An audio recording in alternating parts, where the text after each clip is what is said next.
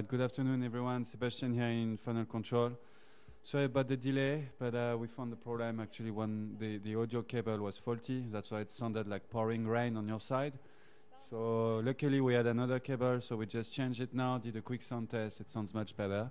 So I'm going to cut back to Tara and Mark in the next minute. They're leaving the camp now and they'll be on quarantine in 30 seconds. So stay tuned, and we will be live with both of them in the next minute or two. Thank you for your patience.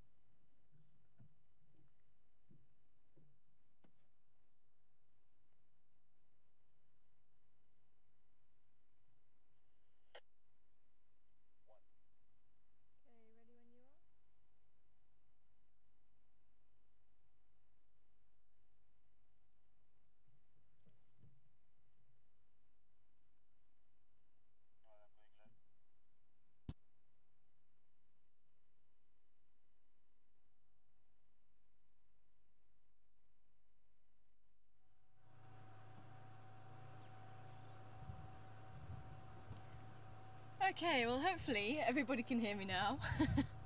Welcome back. I managed to find a steam box. Unfortunately the baboons seem to have crossed.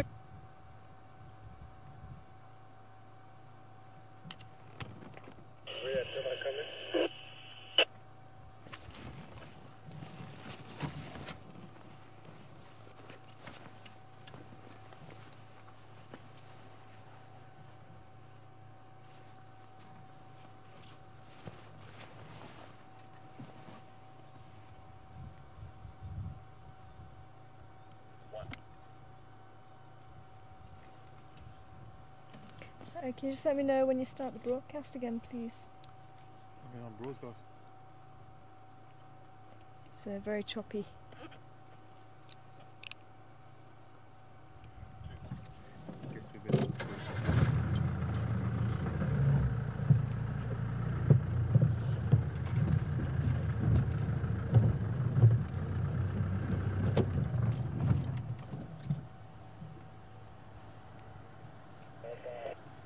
Hello, good afternoon. How are you doing, Efren?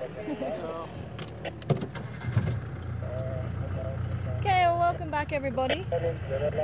We were just waiting for a couple of vehicles to leave the sighting, but it sounds like the cubs are still here. It's going to take me a while to have for me to get used to having the microphone here. So if I blast your ears out with the radio, I do apologise. Standing by.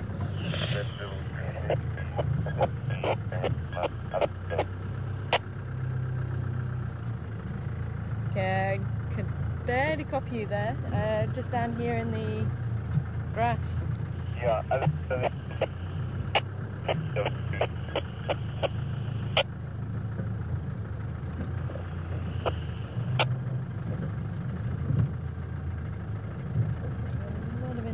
I think he's saying they're down here somewhere.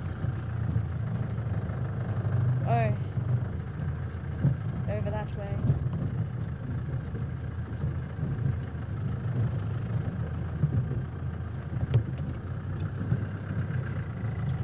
So there, he's pointing down here.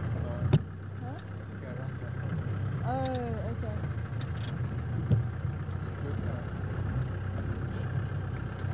I'm too busy watching you point. And there's the other one, she's up in the tree there.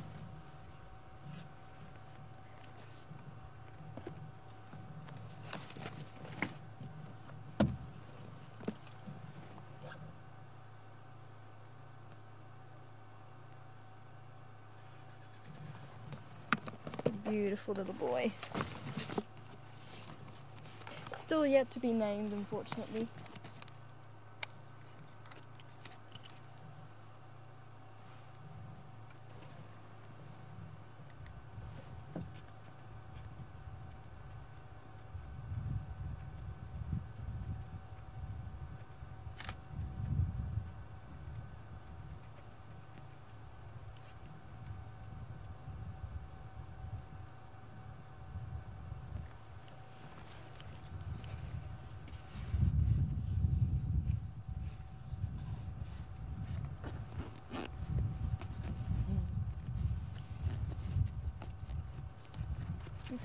She has chosen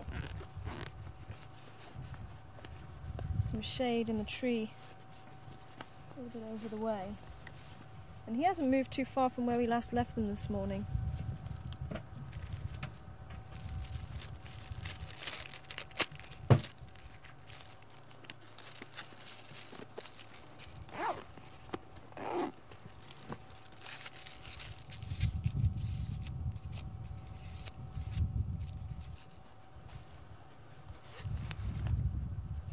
For anybody just joining us and maybe missed the morning safari,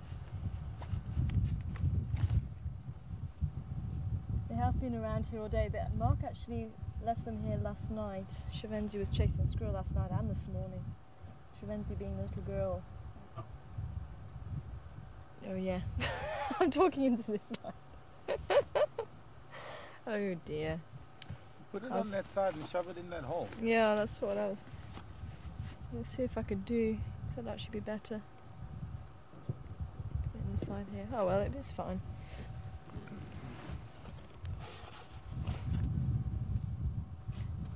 It looks like she's going to climb down the tree. Should go over and have a look at it, because she's busy coming down the tree.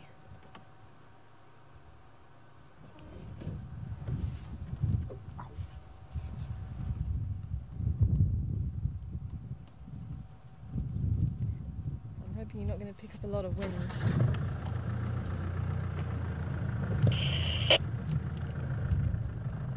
So we had a scratch around here this morning. We spotted them. And they've basically been utilising this whole area. This has been their playground.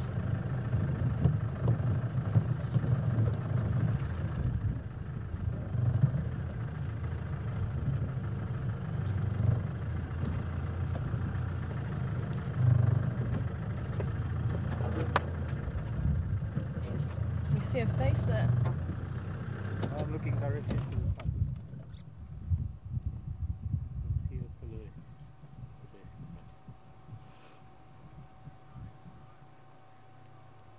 Sorry? Oh, is she? I don't know what was wrong with your radio, but you're breaking up. Because I thought you were pointing over there.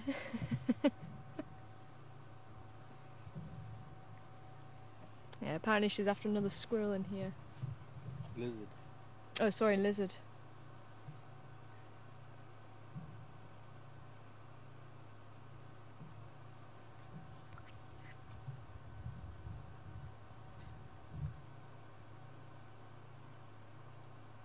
I think they're getting quite hungry.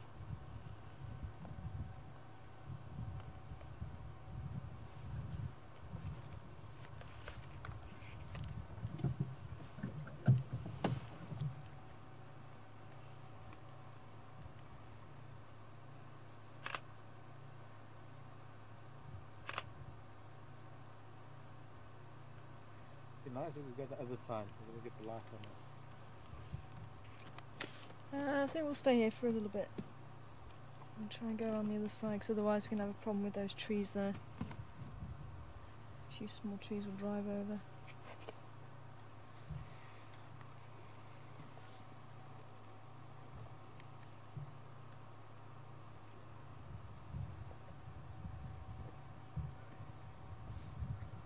So the reason why Shivenzi has a name, this is Shivenzi by the way, and her brother doesn't,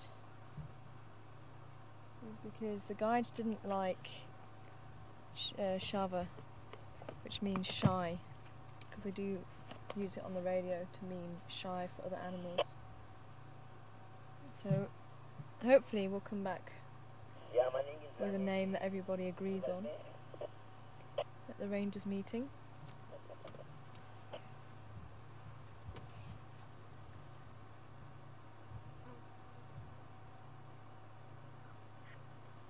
I think the stream is still very choppy this afternoon, but if anybody would like to send through any questions, then please do.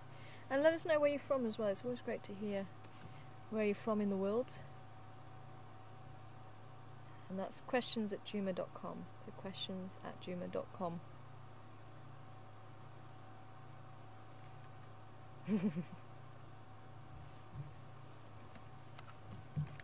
Ever alert.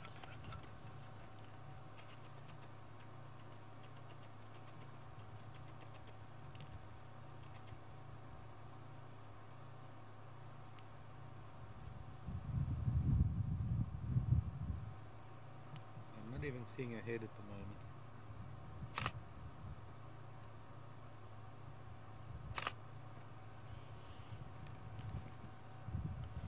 I've just done that, but just in case everybody missed, but Shivenzi at the moment, Karula's cubs, Karula's daughter, and her brother, who doesn't have a name at the moment.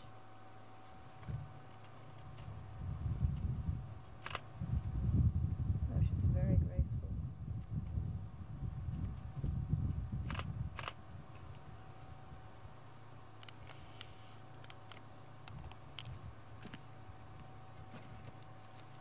She's definitely perfecting her climbing skills quite nicely. Oh, here comes the little boy on his way over to her.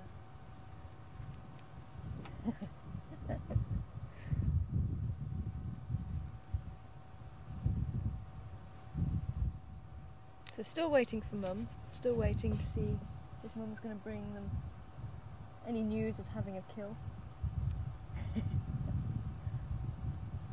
And her little brother is actually stalking her at the moment. It's getting down very low.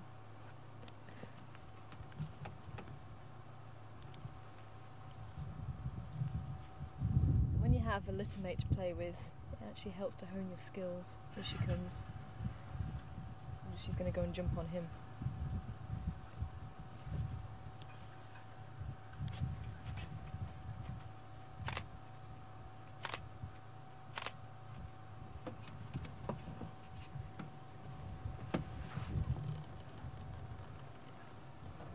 Hey, beautiful girl.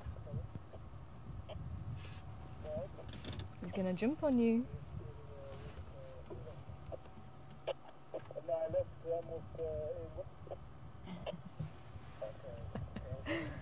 Bet she's seen him. I've lost him now. Yeah, you were just right. He was just there.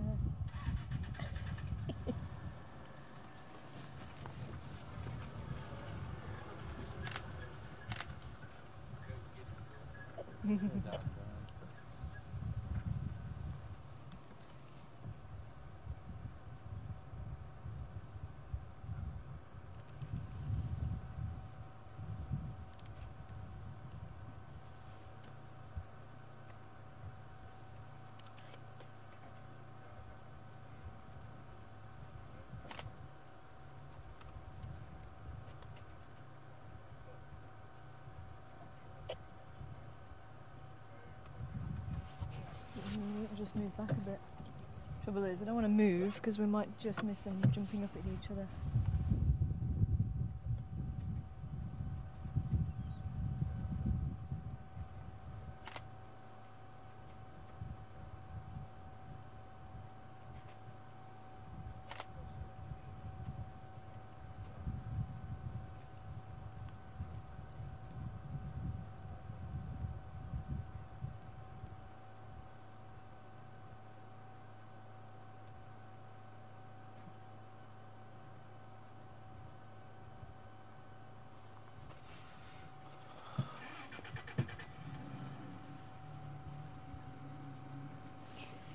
might just follow her.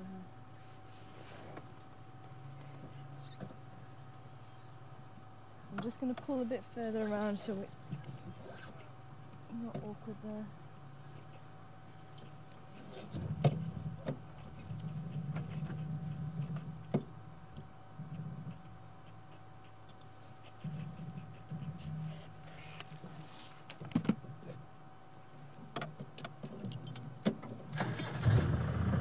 And again, play like this, as I say, having a sibling to play with always helps. And Mum, I've seen Mum Karula joining, so obviously she's got experience as well, and she's going to come up with tricks that they've not even thought about. Stalk. Yeah, he's definitely in stalk mode. There we go. Hopefully that's going to be a little bit better.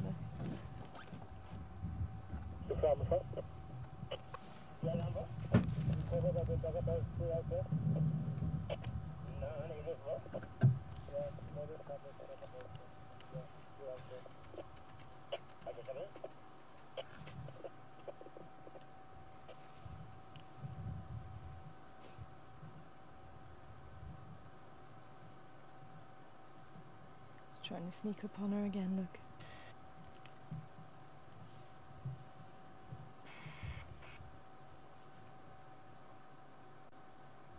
Choosing his path very carefully, trying to get as low to the ground as possible.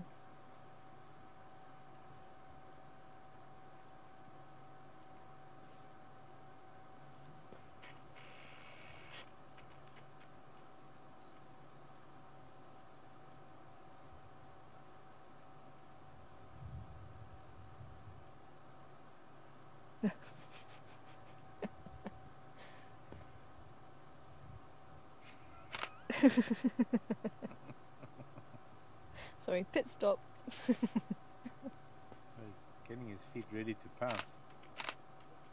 Oh, I thought he was actually going to the toilet. I thought it was a bit funny. Placing his back feet to launch.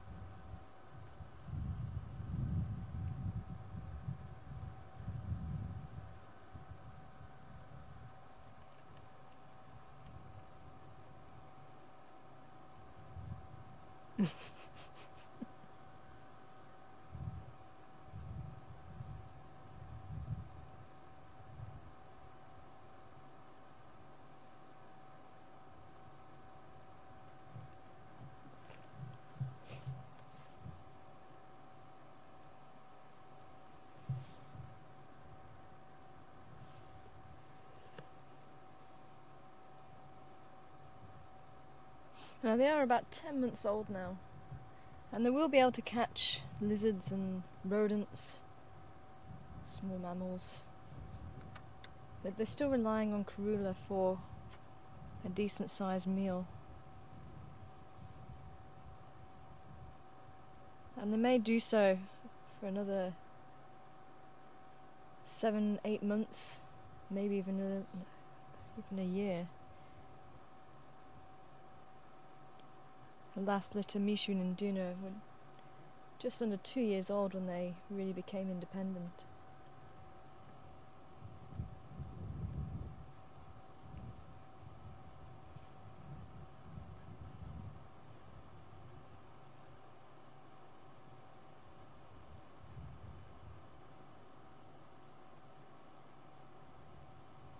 That's the little boy. Shivenzi's just behind him.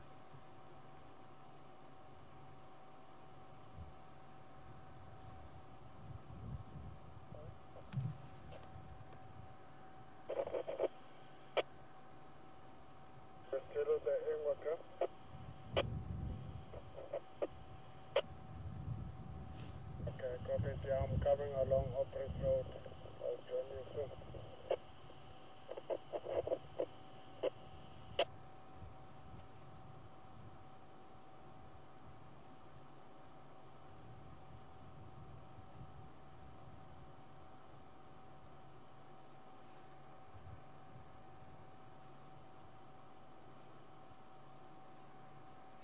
Thinking actually if we go back along this little 2-track we might be able to see them on the other side of that grass.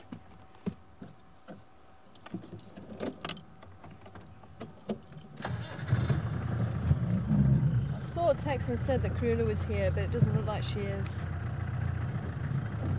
Still busy off hunting by the sounds of it.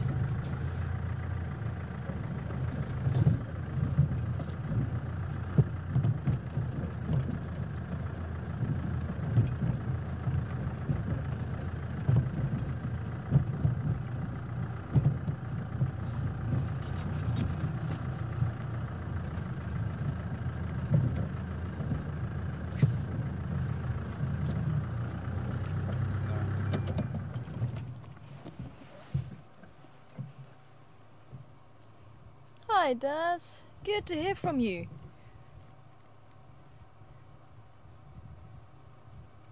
And I hope your cold gets better soon. Apparently he's off college, that's why he's able to watch the drive today, and hopefully you're enjoying, how could you not, these two adorable leopard cubs.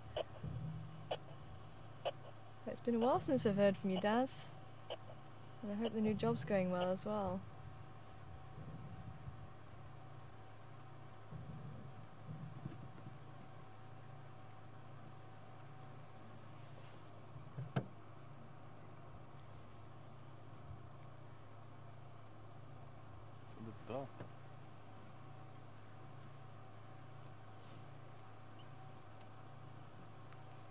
Hi Amy, from Wisconsin. Good to hear from you as well this afternoon. And wondering how long after they were born were they first seen? By us, I think they were probably around 3 or 4 months old. There should be some archive footage. I think there's actually a diary. Maybe if you put in on YouTube Karula's cubs or first sighting, then maybe it'll show you the diary that we put together of seeing them for the very first time. They were tiny, absolutely tiny. Yes, I'm talking about you.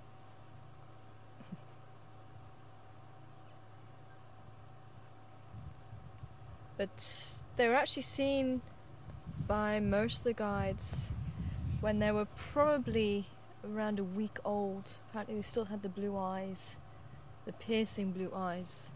They were found by Lex Hess, who we sometimes see on Drive, and he's written a few books and been involved in a few documentaries.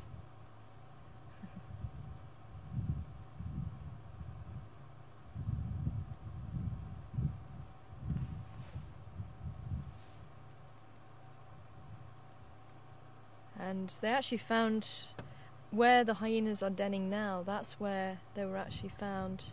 I think it was the den over from there, but basically in the same area. And Karula had a kill right at the den site, and apparently she was very relaxed as long as the vehicles didn't go over. There was a little dip. As long as the vehicle stayed on the opposite side of the dip, then she was very relaxed. And they saw one little cub. Not sure who it was. We'll have to have a look actually at the picture, and we'll see from the whisker spot pattern who it was that came to have a look outside the den. And my money would be on Shavenzi. I think it probably would have been her. So quite an inquisitive little individual. She's always looking at something, always into something.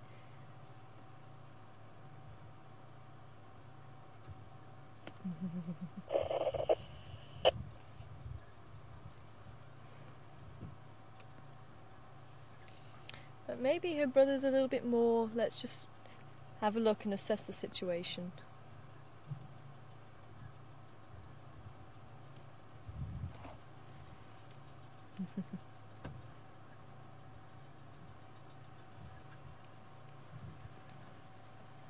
Your troop headed over towards your house. They went over towards the house. Babies, your babies. We went to the house.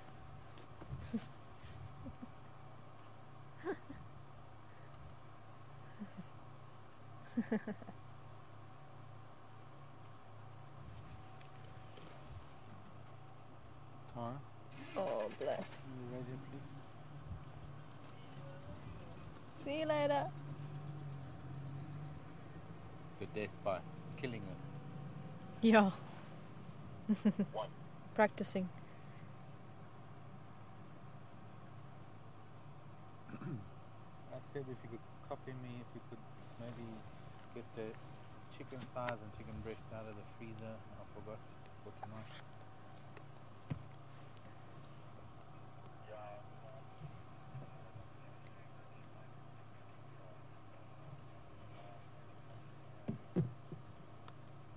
Yeah, she was going to, and I was supposed to take the chicken out so that she could do that, but I didn't. Oh, beautiful shot.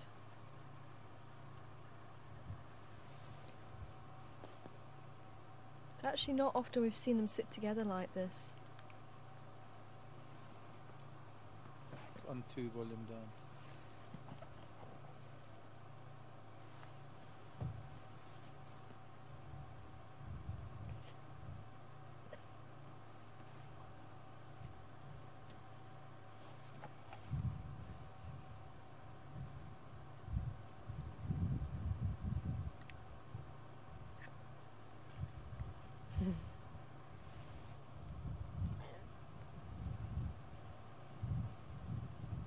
You can actually work out the size difference there. You can see he's got a much larger head than his sister, and there is quite a distinctive... You're talking about me? Yes. There's quite a distinctive size difference between the two when you see the two together.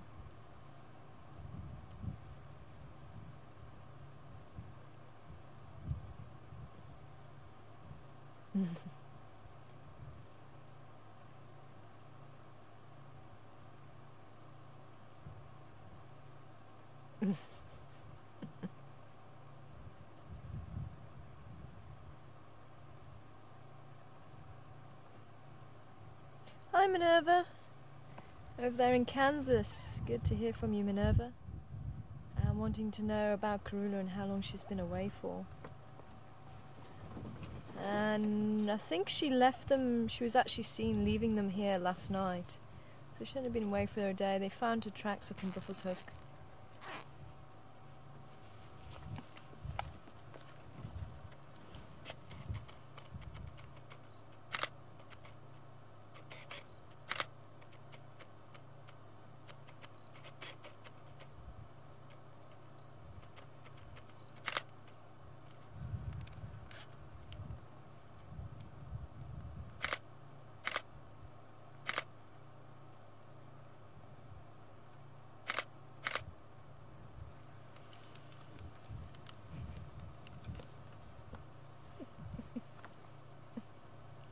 Oh, and I hope you're all taking lots of screenshots. This is so beautiful.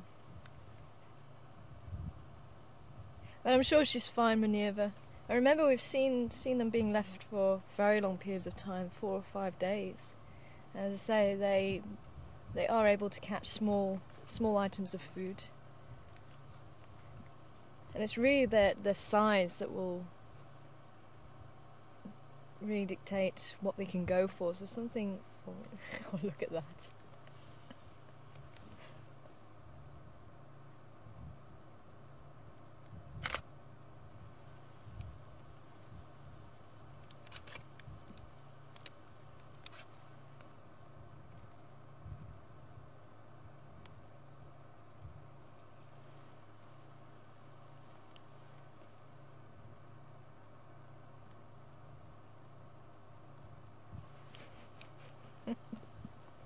I think she's going to be a good mum one day.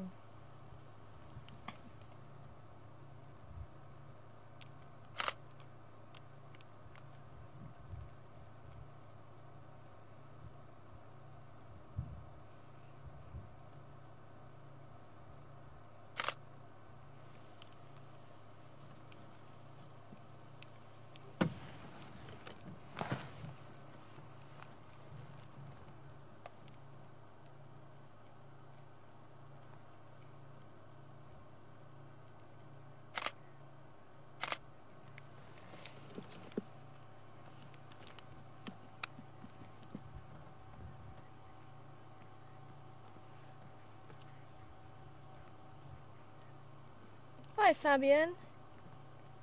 And good to hear from you. It's been a little while since I've heard from you.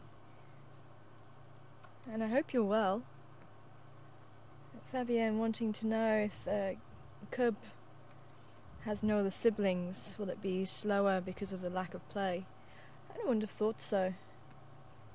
There's definitely the mums usually get involved in a bit of play as well, and that is part of their school.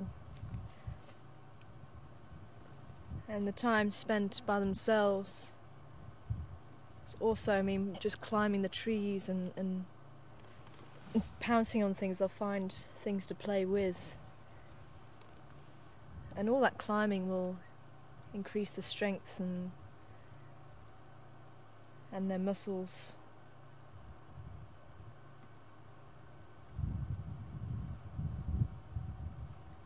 I think it certainly does help to have a sibling though. Got something lively to pounce and play and jump on, and you're with them 24/7 even when mum's not around.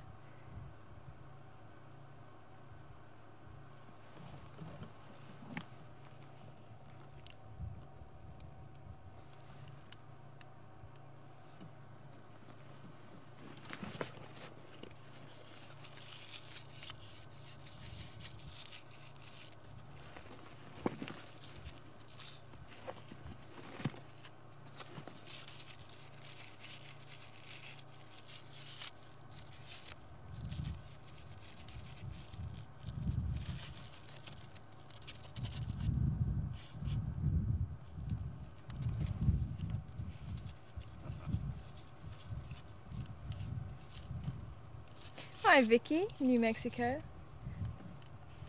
Wanting to know, when we say Mampimpan on the radio, what does it mean?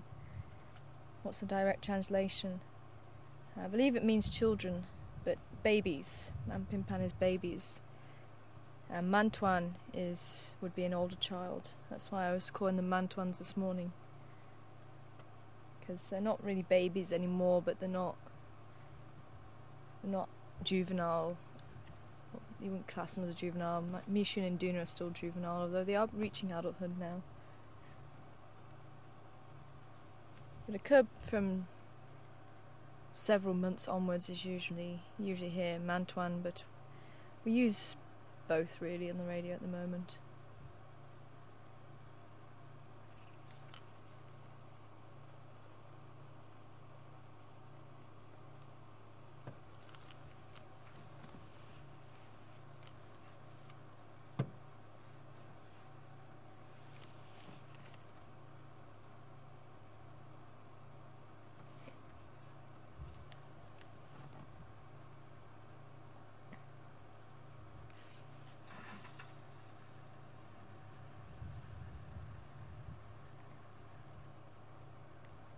Hi Jennifer, we're going to cross to California from New Mexico now. Welcome on board, Jennifer.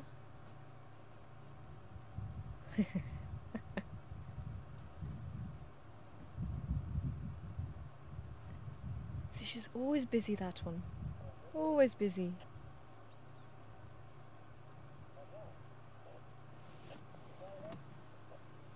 What? Oh, I was just seeing something. Wahlberg's playing.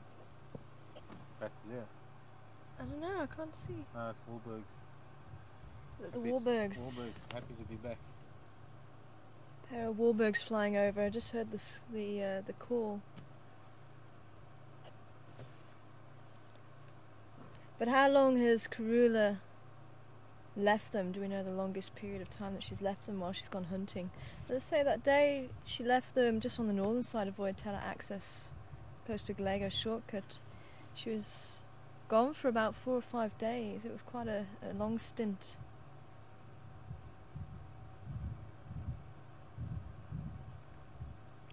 But as I say, they are capable. Hmm? I was watching the Wahlbergs. I didn't notice it was getting up. But they are capable of hunting for themselves. Obviously the only thing is water, but she'll know how long they can survive without drinking. And I think she has been leaving them, and sometimes actually leaving them close to the dams, although that will pose a risk to them, a greater risk, because animals will make their way down towards the water, especially other animals that can harm them, like lions and now she's toileting, yeah. I really was expecting him to just go to the toilet at that stage, because I could see he put his feet there, but then it just looked like he was going to go to the toilet. Watching the warbird.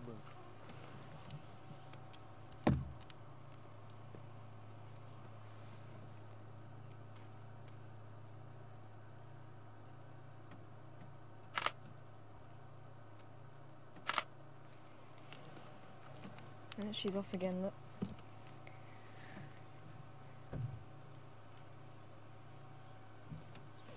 But I mean, Karula really is an exceptional mother, and to actually have reared 2 sets of cubs from a very early age. Remember, Karula actually fell pregnant probably when she was around 2.5 years old. So the fact that she's been able to raise cubs from that early age, both sets successfully. Her 3rd set seemed to be doing well, touch wood. Hopefully we won't have any problems. I mean, that really is quite an amazing achievement in itself.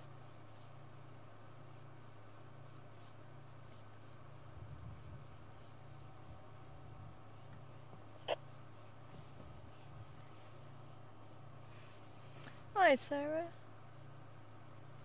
Wondering if Karula will bring the kill to them, or will she take them to the kill? No, she'll take them to the kill.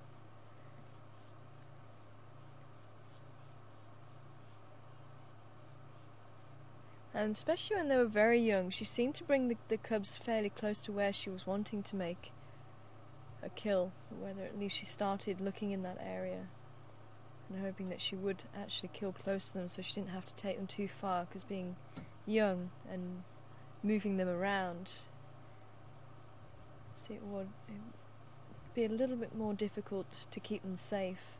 And I think that's one of the reasons why she was actually moving them during the day, during the heat of the day. That's when we were seeing Karula actually moving the cubs from den site to den site when they were very young. It's now she seems to be moving them later on in the afternoon.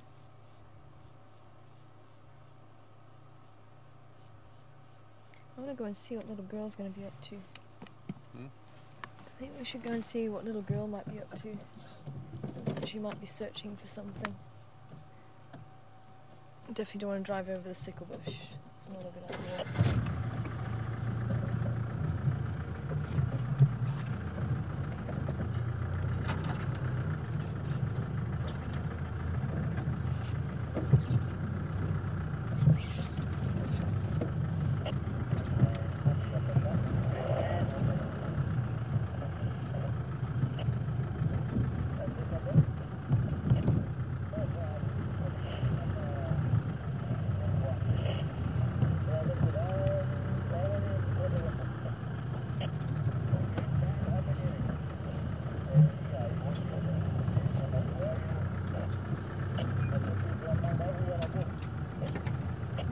She is.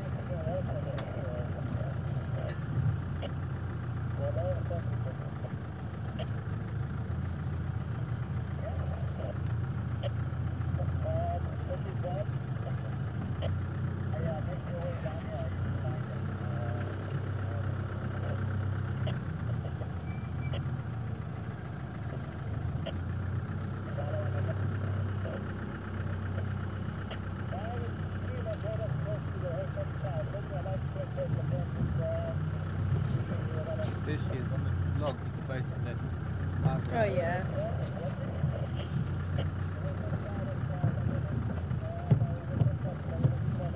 Sorry, I was listening to Mark. What was the first part of that question?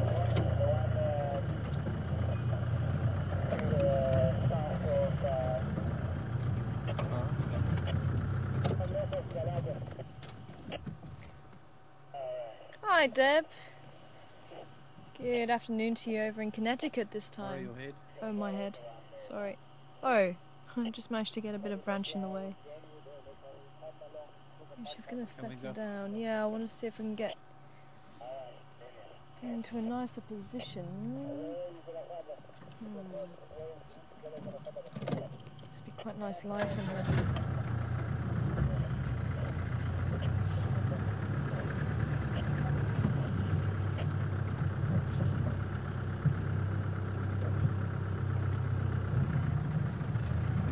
Squeeze through here.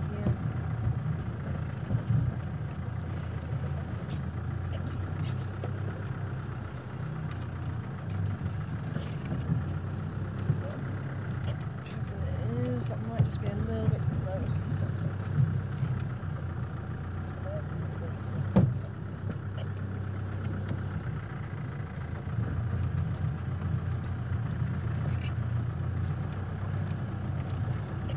Fortunately, we've got a nice big tree branching away. Just where I want to go. If we can just go straight through there, that would be perfect. Excuse the pun.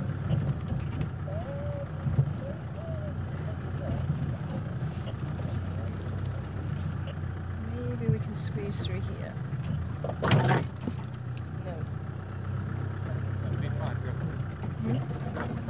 No, she's moving out into the branch there. Can you see past the branch there?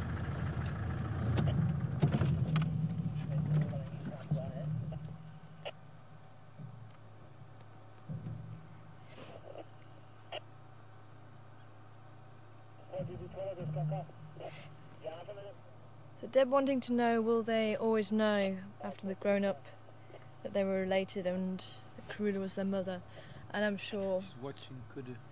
Is that what she's watching? I thought she was watching something. I think Kudu's just a little bit big for you, little girl. Kudu are browsing. There's a Kudu bull in front of her.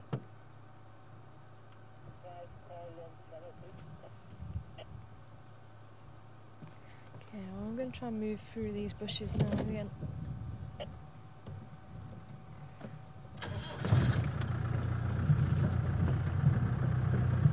I mean, definitely growing up with someone for a couple of years, learning their smell, learning them by sight as well. They're bound to remember. And even now, I mean, you've got Induna still with his dad sometimes. I mean, his dad hasn't spent much time with them. He has a little bit, but not too much. And yet he is tolerated, and he must know him. He must know that he is related through the interactions with Karula and the boys when they were much younger. And what's astounding me is that he was actually babysitting these two the other day. And Karula ran off after a daycare and left the two cubs with father.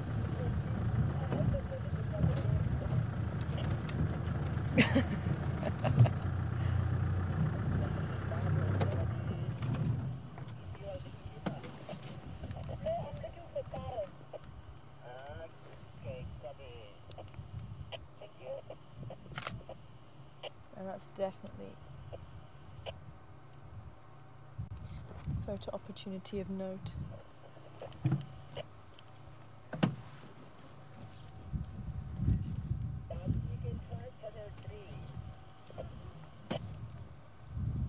Two Kudu bulls, one cow.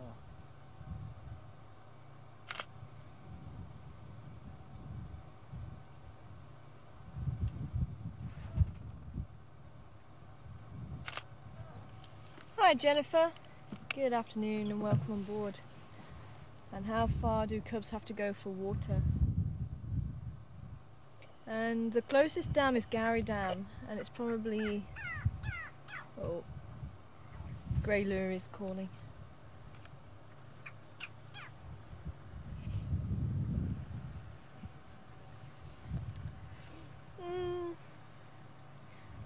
Well, it's just over the way. I can see the mast here, so it's actually just beyond the mast. So what? 700 meters? 4. 400 meters. Wow. So not too far away, but the likelihood of them going there, going that distance, I don't know. This little female we have seen probably about 100 meters from her brother before, but not 400 meters. I think she probably will wait until Karula comes.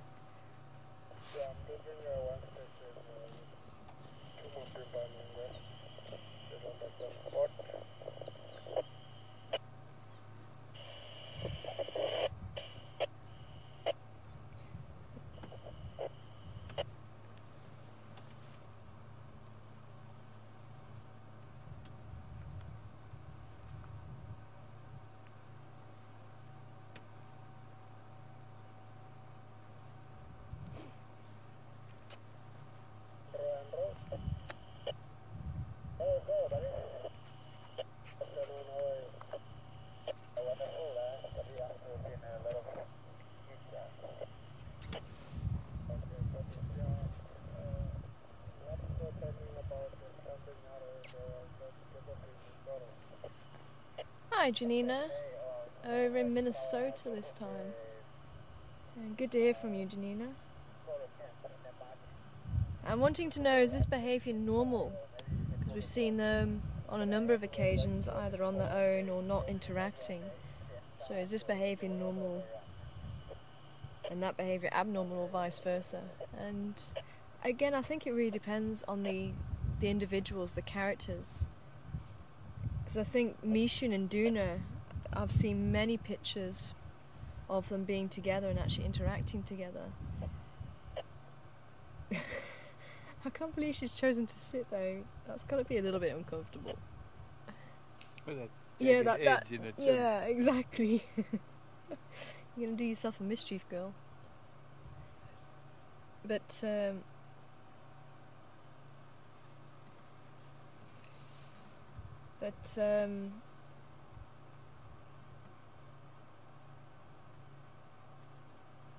as I say, I think it depends on the character of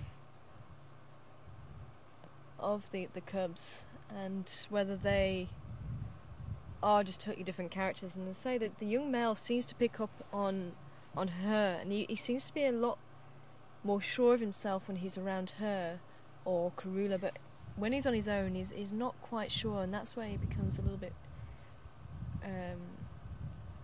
more shy than when he's with the girls. Now it could be we just happen to be seeing them at those stages, and maybe they've actually spent more time together than what we realise, but we've just been lucky enough to find them in different circumstances. But Karula will usually have them together, and when they move with Karula, they will actually jump on each other and chase after each other and interact with each other.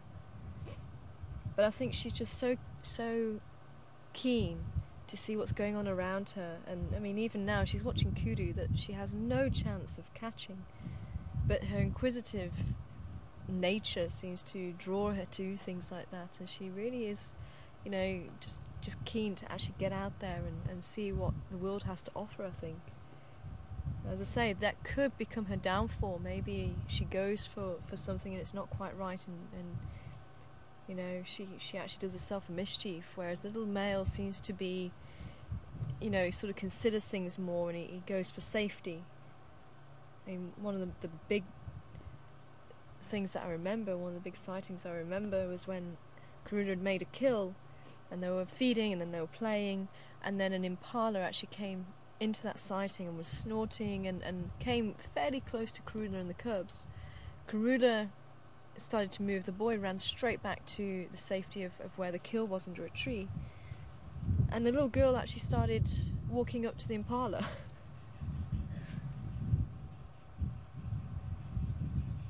So definitely a huge difference there with the behaviour, and that could possibly be why we have seen them on their own maybe a lot more than possibly Mishun and Duna. Although I believe we actually saw Mishun and Duna a lot more when they were very young, so we could actually get a nice feel for the character and how they interact together, whereas it's only really been recently, probably about 5 or 6 months onwards that we've really started to see them. Typical leopard pose.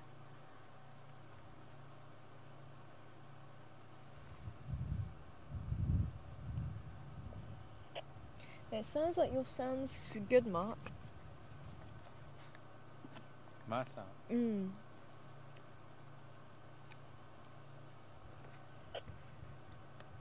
Seb's just asking if you can just give him a quick sound test. Hi everybody, from Mark in the back here. Okay. Apparently you're a little bit low, but they can hear you. And if I do this? I'm just going to move a little bit further around.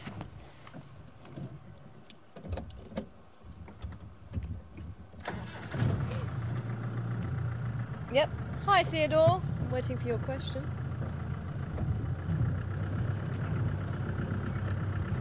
Ah. Interesting question there. Hi, Theodore.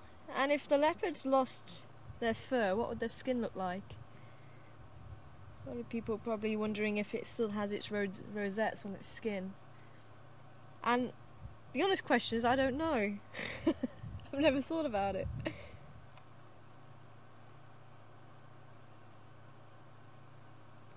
Maybe they do have a slightly darker patch of skin where you might see the hair follicles full of black fur underneath. Because if we shave the hair, but they bore the hair. Whatever. Too much wind. Okay. I remember someone asking, do they have spots on the inside of the mouth? And I could actually, at that stage I wasn't sure, but then I managed to get Karula yawning. I could see a nice pink mouth inside, so I forget who was asking that. It was a while ago, probably about a year ago. Asking if there were spots inside the mouth, but there isn't.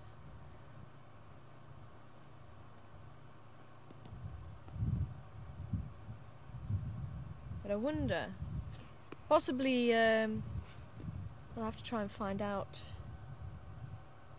from a vet who has had to shave a little bit of the fur, maybe to put a drip into a leopard or something to keep it alive, or to put fluids into it. Ask Cindy in Arizona. She's a vet tech. Okay, Cindy in Arizona. If she's ever shaved calico cats or striped cats or animals, because it'll be the same. Yeah. So Cindy from Arizona, if you're watching, if you can maybe help us, or if anybody else has had that experience of shaving a tiger or a leopard.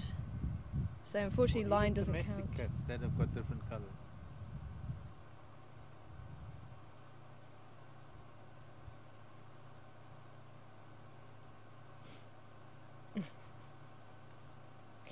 Oh dear, long time waiting, hey? Jack! Hi, Jack!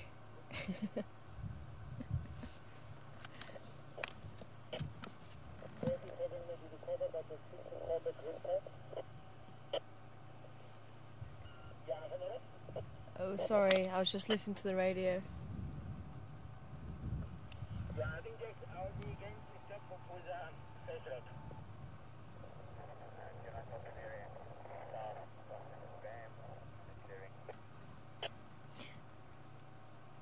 I'm torn. I don't want to leave the cubs, but it would be nice to actually have a bit of a drive around and see what else we can go and find and maybe come back. Everybody else would come back. So shall we, I say we were going to have a bit of a drive off into the east, so maybe we should do that. I say I'm always torn. I love spending a lot of time with them. And I'm sure everybody else does as well. Oh, a few questions before we leave. Has anything else been picked up? There's no point.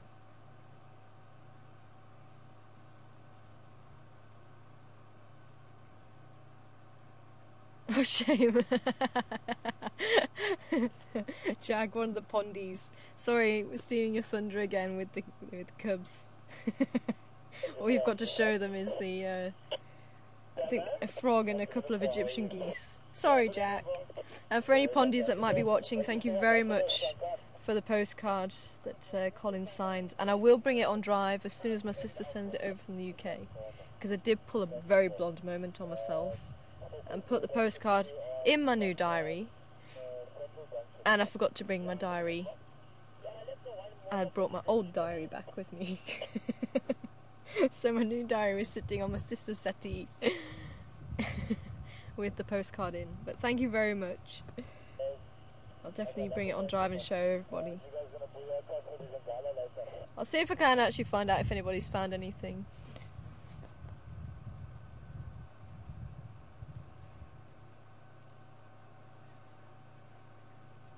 Watching crested barbet going to the grass.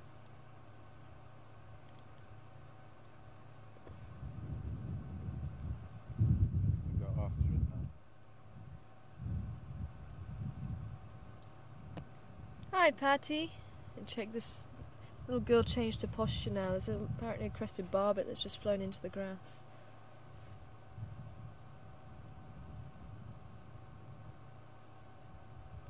See, watching it very closely. I'm sure people who've got house cats have seen this behaviour a few times. But great to hear you enjoying the drive, Patty. And it's amazing the change in the little male's behaviour. Definitely a lot more sure of himself when the girls are near. Almost uncertain when they're not.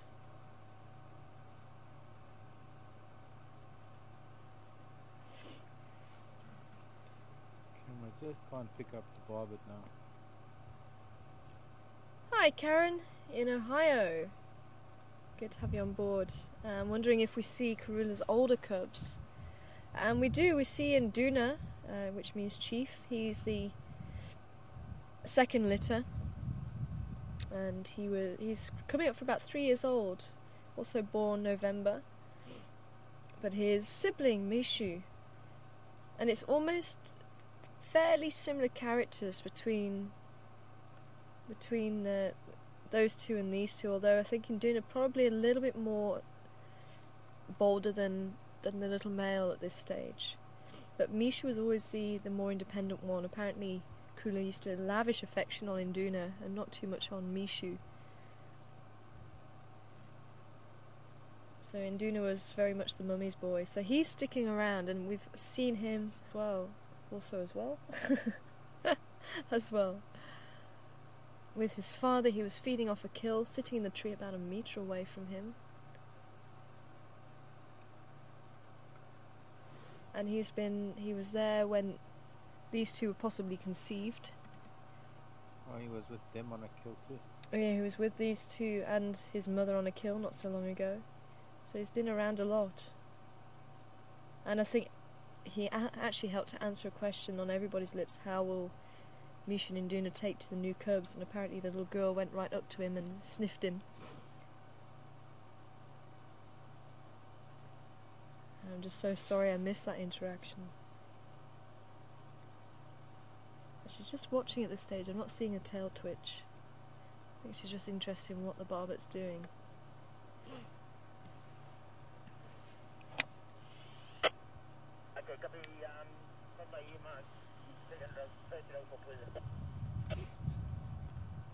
And over to New York. So we're flying about the country this afternoon. It's great to hear. So Mark from New York, good afternoon to you. I'm wanting to know, are the cubs safe with Karula not being here? Yeah, they are safe. Obviously not as safe as they would be if they were much larger. But there's a lot of trees for them to climb, and trees that have thin branches, it actually helps to keep them safer because they can go right up into the small branches.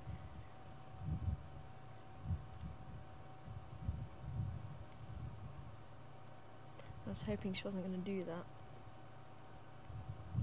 If we move around just a little bit more, I don't want to disturb what's going on. If I just move forward rather than in close to where she is.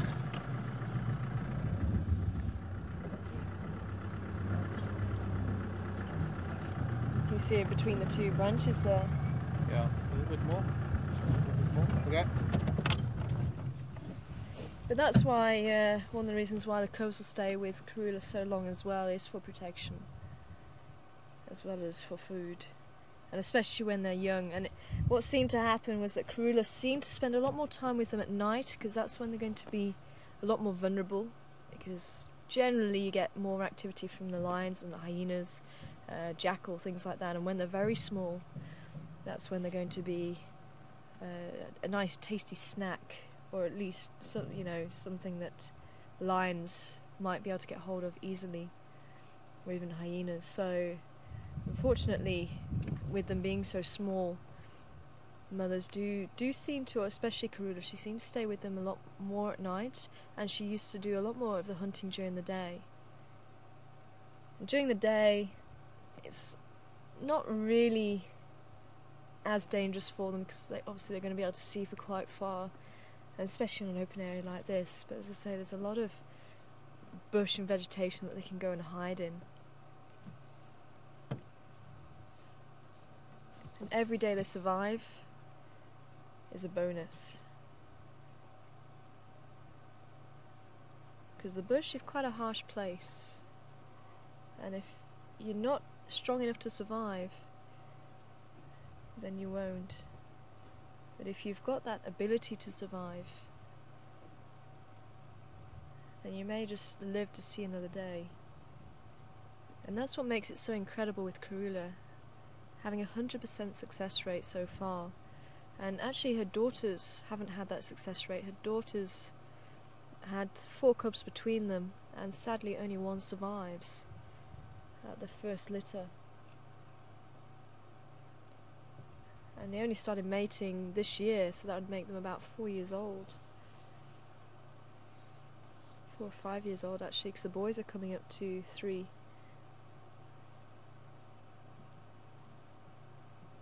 So a lot older than Karula was when she first started having young.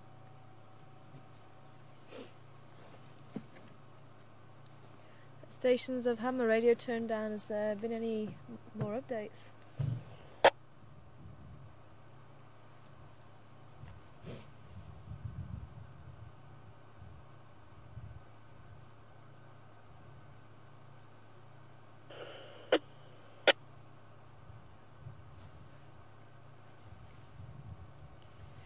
Hi Harvey, over in my neck of the woods, London. It was a great 3 weeks over there in the UK, and we even saw sunshine. I nearly got a tan over there actually, so I hope the weather's doing you proud over there.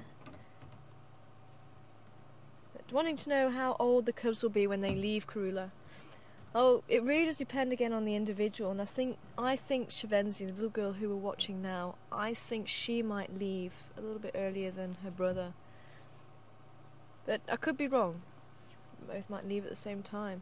And it seems to be that they become independent at their own pace. It can be anywhere between a year and 2 years, although average is probably about the 2-year mark, or 1.5 to 2 year mark. Still probably a little bit young for the year mark, but they are able to survive if their mother is killed or she dies. Cubs have been known to survive past a year. But with Michel and Duna, we actually saw Karula calling and calling and calling, and they didn't respond, because what she'll do is she'll drop the cubs off somewhere, go off and hunt and come back for them to take them to the kill. And she'll start to call where she left them. She'll call very softly. And if they don't respond, then she'll start to call a little bit louder and a little bit louder. And eventually she'll call extremely loud with the rasping call, the soaring call.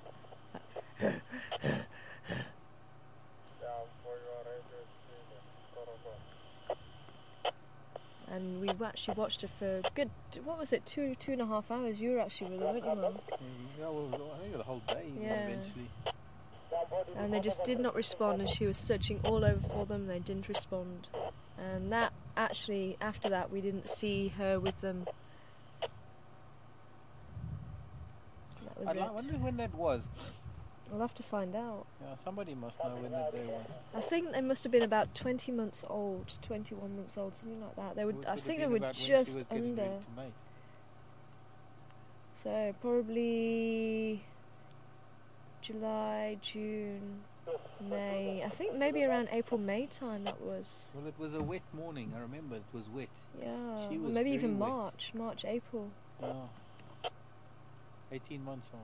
Yeah, because I think it was about three months after that she started coming into the estrus, I think. Yeah. Okay, well, let's leave the cubs then, since they're going to snooze. Have you met this tree yet? Which tree? The dead tree? Big one. No, it's not dead. It hasn't got its leaves. That one... That actually... One of only ones here. Oh, really? Yeah. It's not one of the false marulas, is it? No. No. I don't know this one then. You'll see when it's in leaf. It's a beautiful green tree. What is it? Pterocarpus angolensis. So, part of the same family as the real leadwood? No, Pterocarpus. Leadwood's combritum. What did I say? Leadwood. What did I say? Leadwood?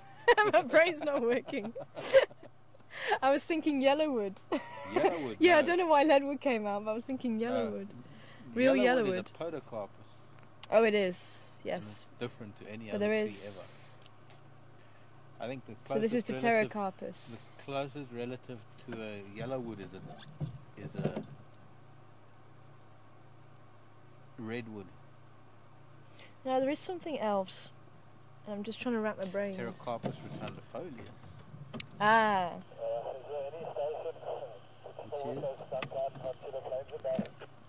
Which is the round leaf teak. Ah. That's what I was thinking of, the Pterocarpus rotundifolia. Okay, let's leave the cubs and have a little bit of a drive around. But definitely wonderful to spend time with them.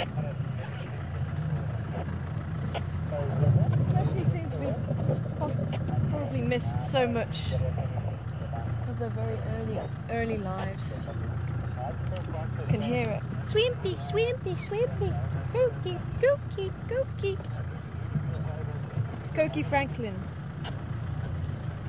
One of the smallest Franklins that we get.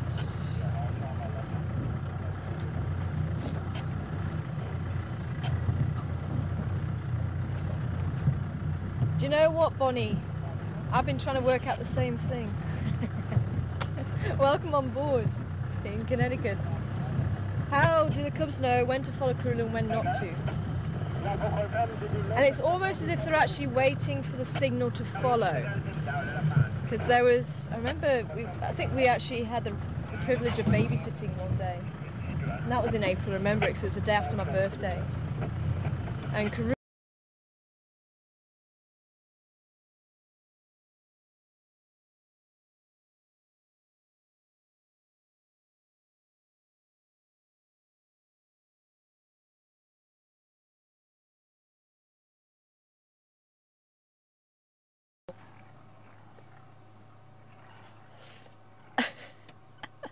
What on earth was there? Boys? It just took one. One just upset everybody. What was all that about? There was one boy chasing after one girl, and then all the males over this side decided no, they're gonna also chase each other. And all that roaring, and it was almost as if we were back in the breeding season again. Wrong time of year, boys.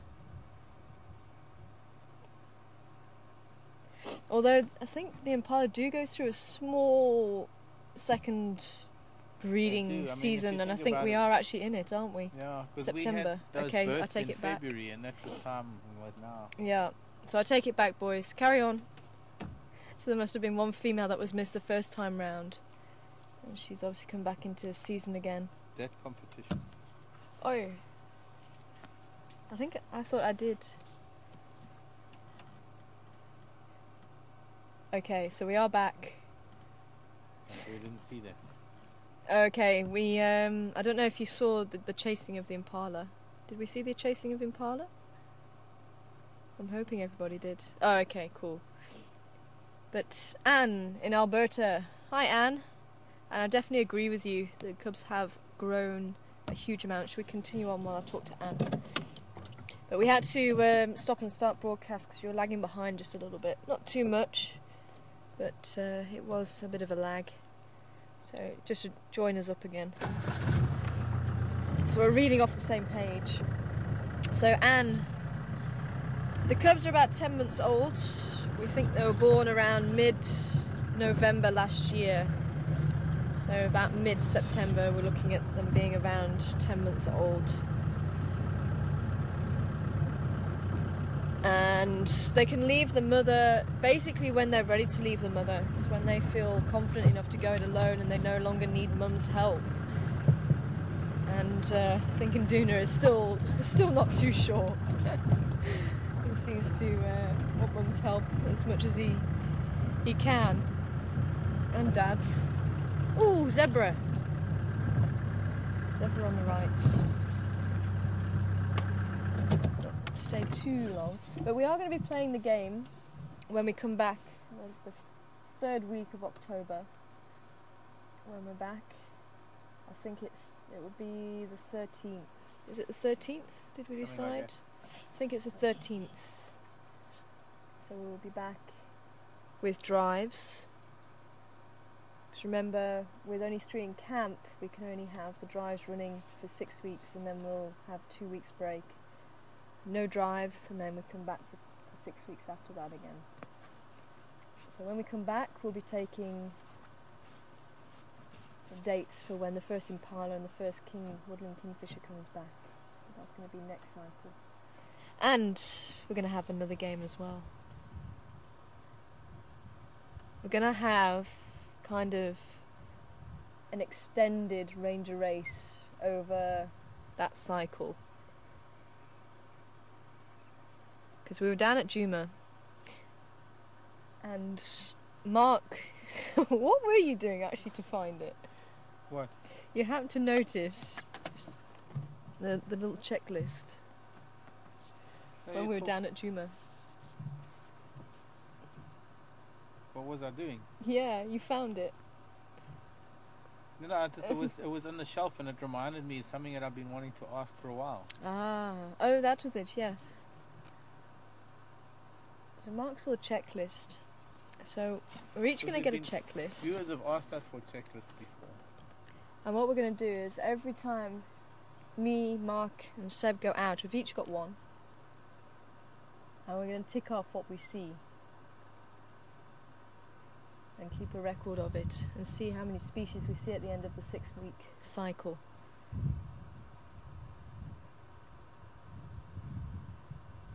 So that again will start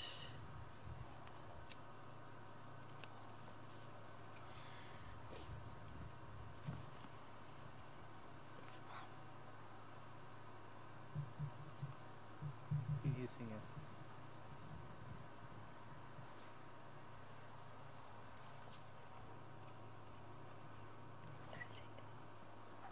Oh, so the impala going mad. Oh.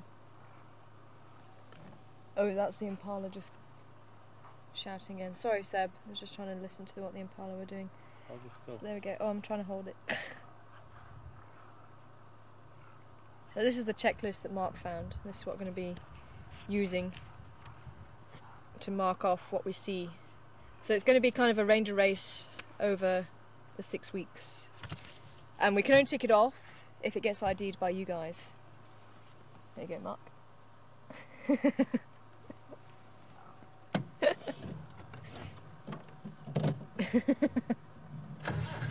So I'm looking forward to that one. So you have to join us on our next cycle.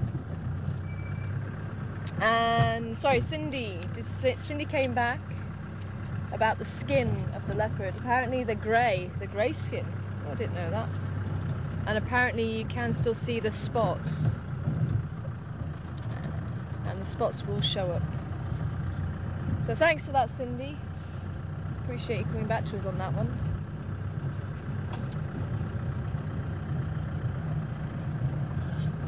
Actually, I don't want you down there because you're going to interfere with that microphone, aren't you?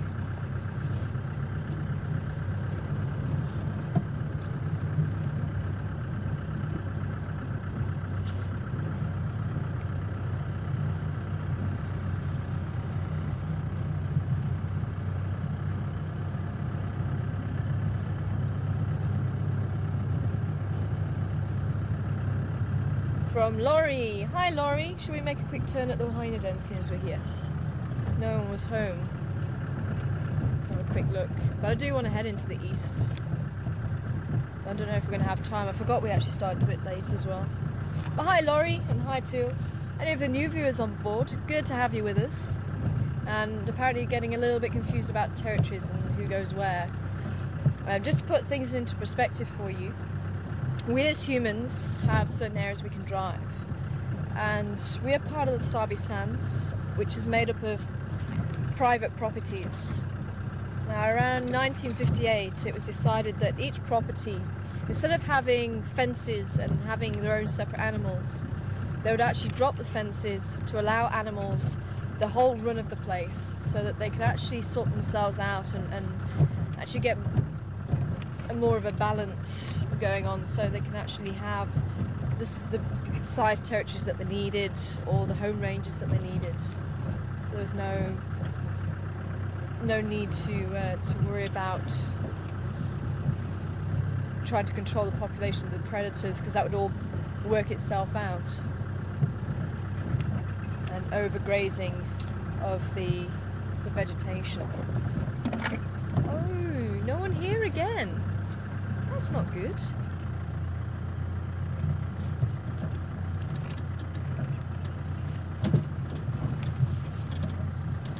So we are also joined with the Kruger National Park, which lies to the east. And there's no fences between the Sabi Sands or them. The Sabi Sands is probably about 65,000 hectares. And Kruger National Park, along with, oh, there. That's why no one's on that side, because we're on this side. Hello.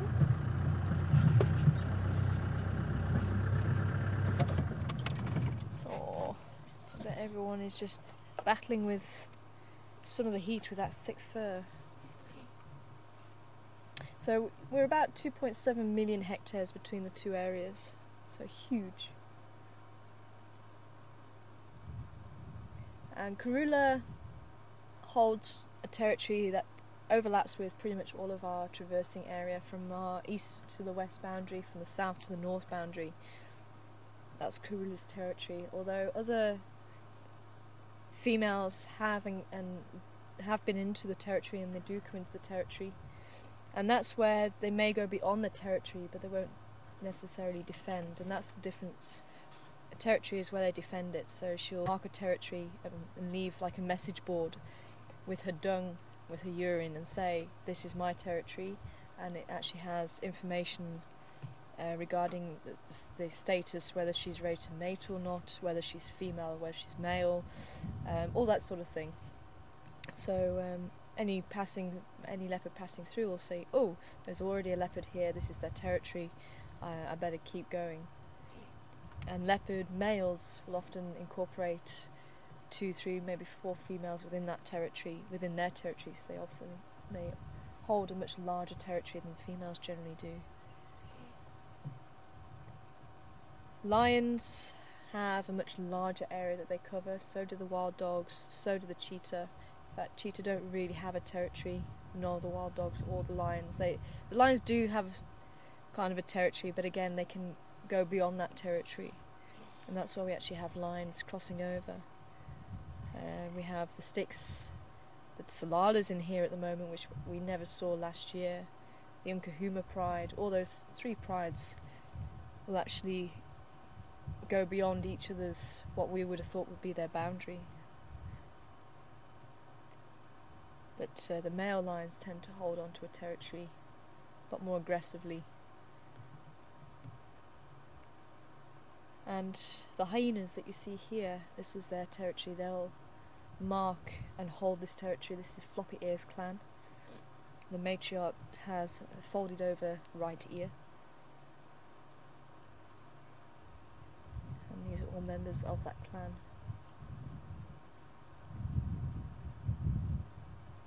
So you get a mixture of animals. Some hold territory, some don't.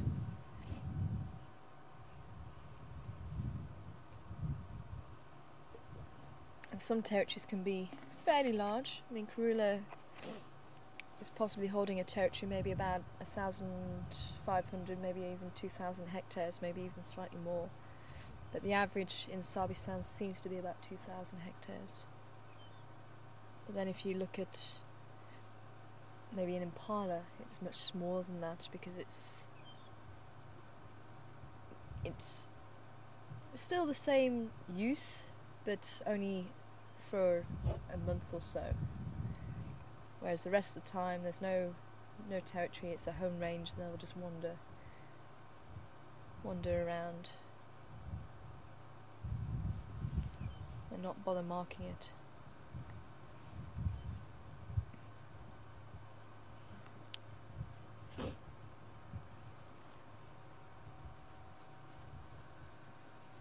Hi Lynn, over in Canada.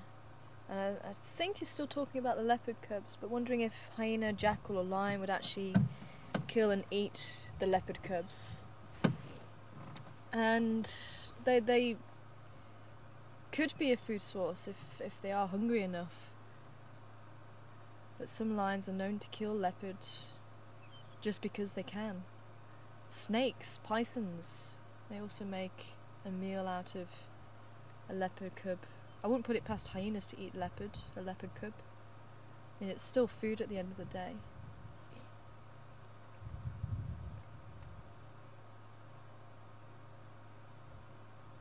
I say any predator, even a small predator, where there's a leopard cub, very, very small leopard cub, if they find it in a den, there's no reason why they might not try and eat it if they're hungry enough. And I think all of that would actually depend on when the last meal was and how aggressive the cubs are and how big the cubs are. If you've got an aggressive little cub that's all claw and teeth, then they might think better of it, especially if they have had a meal.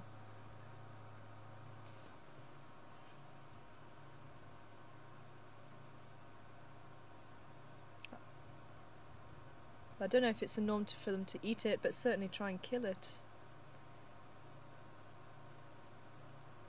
And obviously other male leopards as well. I think that's probably the biggest threat, is other male leopards.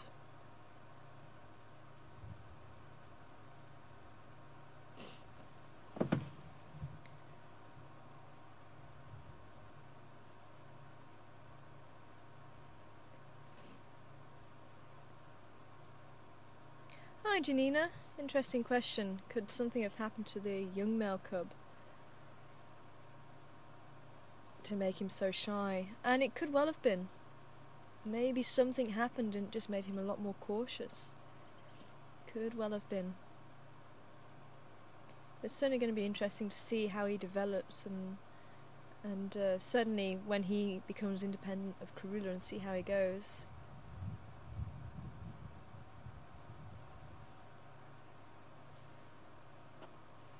Now the other cubs that you've seen around here are probably, well, they are another females, and you'll see that unlike lions, hyenas won't allo suckle, they won't share feeding duties. It's every mother for herself, or every mother and her cubs for themselves in that situation. You don't get this swap over.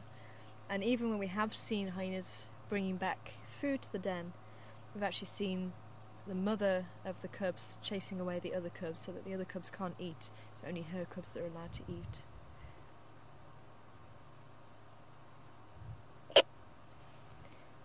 A feeding bout can last an hour and a half. Bateleur and the lobthorn at the back there. Can you see it with the camera? No. You can get a silhouette. Mark was just saying you can see a bateleur at the back. in the knobthorn. And it's quite normal to have 2 cubs. It's very unusual to have more than 2 cubs, possibly 3 in a spotted hyena.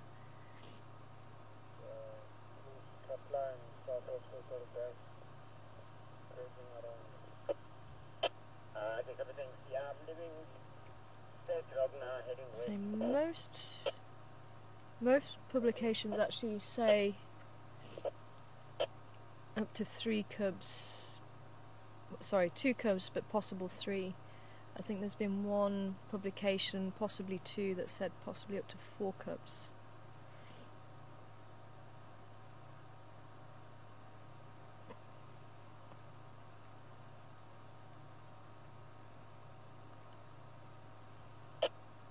Ah, 30th of May. Thanks, Joanne, in Michigan. Joanne coming back with the date that Karula was calling for Mishu and Induna, so it was May. I should have remembered So that. that was 3 months. I don't know how many times I've asked that question. But thanks, Joanne. Oh, I'm so glad that these guys are here. No sign of Teddy though. Sorry, Seb. We'll have to maybe leave it for you to come back. I think let's carry on. The sun is starting to set. Don't know if I'm going to get into the east, but certainly let's have a look down towards Chelapan. Everyone's passed out. Oh, sorry guys, just the engine going. I think everybody was very much passed out. They were, oh, what's that? What's that? I'm like, oh, it's you leaving. Okay, cool. Back to sleep again.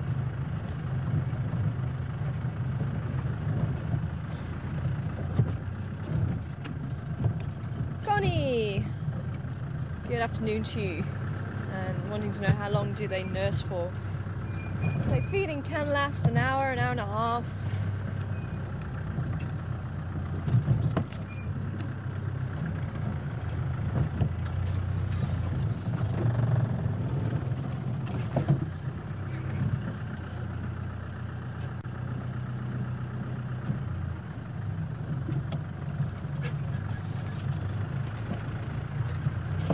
Actually, what was the English name for the tree you were pointing out?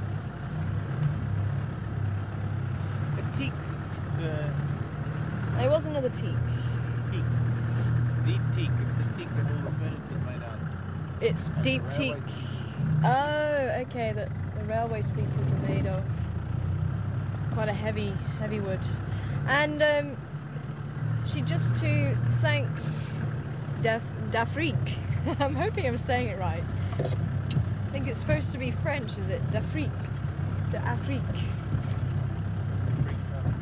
But thanks for the info and sending through this morning. I had a look at it about where the North American game birds fit in with our, I want to say pheasants, and it's not pheasants, francolins. And the pheasants, the francolins, the quail, they all fit into the one family, and it's actually the order where the North American game birds fall under. So it's the same, it will be the same order, but the families are different from the North Americas. So the turkeys are on their own, and the guinea fowl from here are on their own.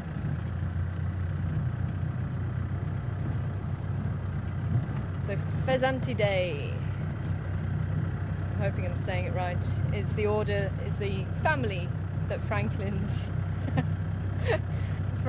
and quails and partridges and pheasants all belong to. So thanks for that, D'Afrique. And I think we have to have a third sighting. Sorry, Sam. We're going to have a third sighting of our little bird at Treehouse Dam. Because I think he was thinking that possibly the greenshank was the first time, and the wood sandpiper was the bird that we saw the second time. And I think Sarah's still standing by the greenshank both times.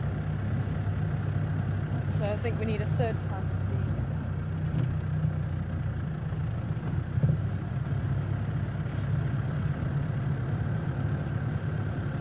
see. I am done.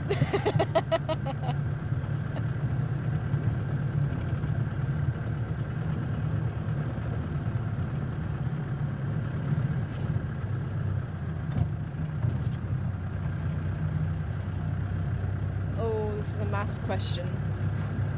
Hi Sil, wanting to know how big a hectare is. Always confuses me. I think it's 100, is it 100 kilometers square? No, it can't be. 1 hectare? Yeah. 1 square kilometre? 1 square, is it 1 square kilometre? Okay. But it's always confused me and I don't know why. 2.4 acres. 2.4 acres. So 1 kilometre square. But I've seen it written down and always got confused, so maybe it was the noughts on the end. Maths really wasn't my strong point. No, wait, what am I saying? Yeah, that's what, yeah. 100 metres, not 1 kilometre, 100 metres. 100 metres square.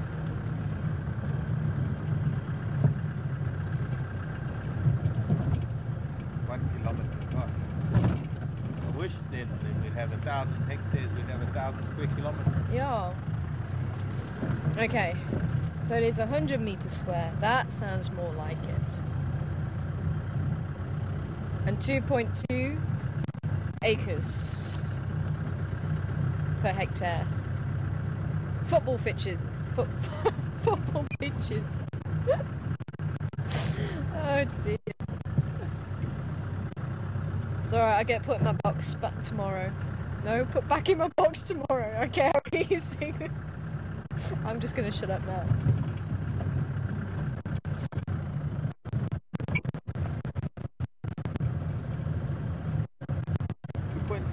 Acres. Oh, 2.4. Sorry, it's this time. It is, it's I'm getting shouted square at. Meters. 1,000 square, there! So 1,000 square meters. It is 1 square 1 square kilometre. So this is yeah, right over my head. So 1,000 meters, 1 square kilometre. No, it's saying 10,000 square meters. 10,000 meters. Okay, I think we really need help because between me and Mark, we can't come up with the right answer. This is my converter that's telling me. Is that never okay? Okay. So what's it saying? 2.47 acres. 2.47 acres for 1 hectare. 10,000 square meters. 10,000 square meters for 1 hectare, which is nearly 12,000 square yards. no, I don't want yards. It's 0.003 square miles. No, I don't want square miles. It's What's the equivalent? 10,000. 15.5 million square inches. Yeah, but what's 10,000 square meters? 10,000 square meters. What's, 1 hectare. yeah, but what's that? In what? That's it. 10 square kilometers. I was trying to take the zeros off. Yes, 10 square kilometers. 10 square kilometers. What are you watching, boys? Okay. Sorry, Sil. Please don't ask me a maths question. It's been so long since I've done maths. I was actually not that bad, but I've got worse over the years. That and spelling, really, really bad. Anyway, now I've completely embarrassed myself in front of everybody. Although I had help at the back there. It just gets confusing. Anyway, yes, question. Animal related, I'm fine.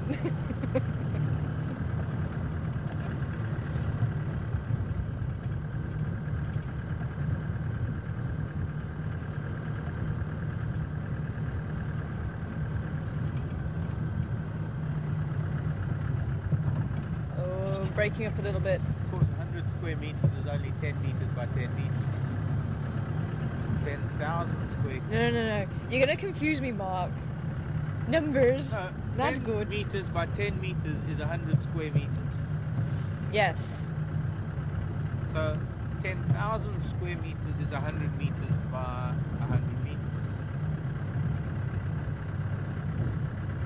Uh-huh.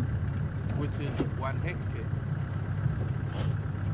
which is 2.47 acres. You see, that's the whole thing about the metric system, is everything's in ones and zeros. Exactly, and then you have to try and count the number of zeros and No. that sort of thing.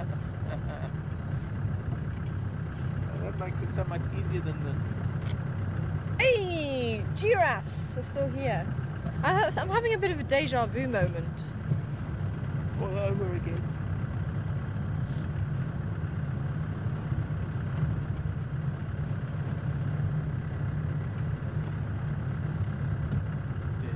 So Gil, I know Gil was, Gil was asking about the lions from this morning, but I don't know what Gil was asking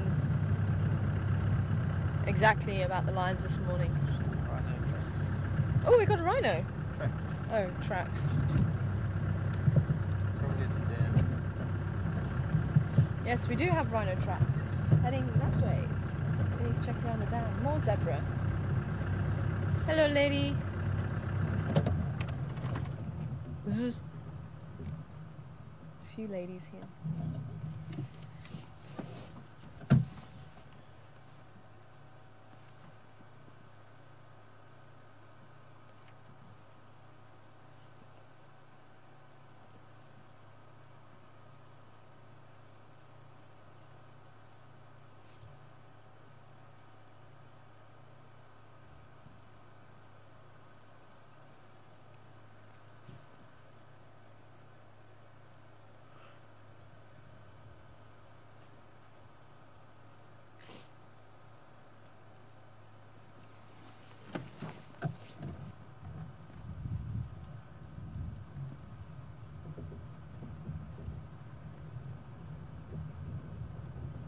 Ellen wanted me to spell what? I'm scared.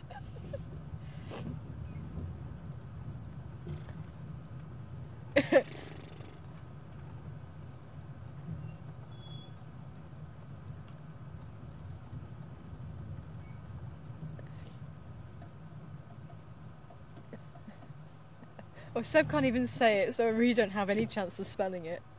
Oh, there's a kudu underneath. Oh, he's gone. Oh no, he's there. If you look just to the right of the green bush, he's just disappearing behind the tree. Giraffe's looking at it. No, giraffe's looking at another giraffe.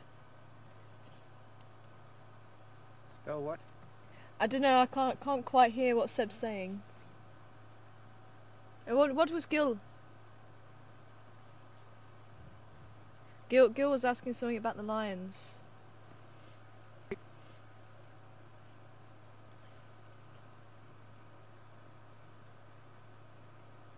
Oh, is there any more news? No, I haven't heard anything else, Gil, on the lions this afternoon.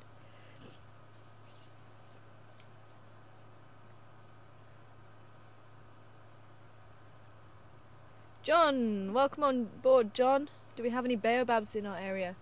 Unfortunately not. We're just a little bit too far south for baobabs.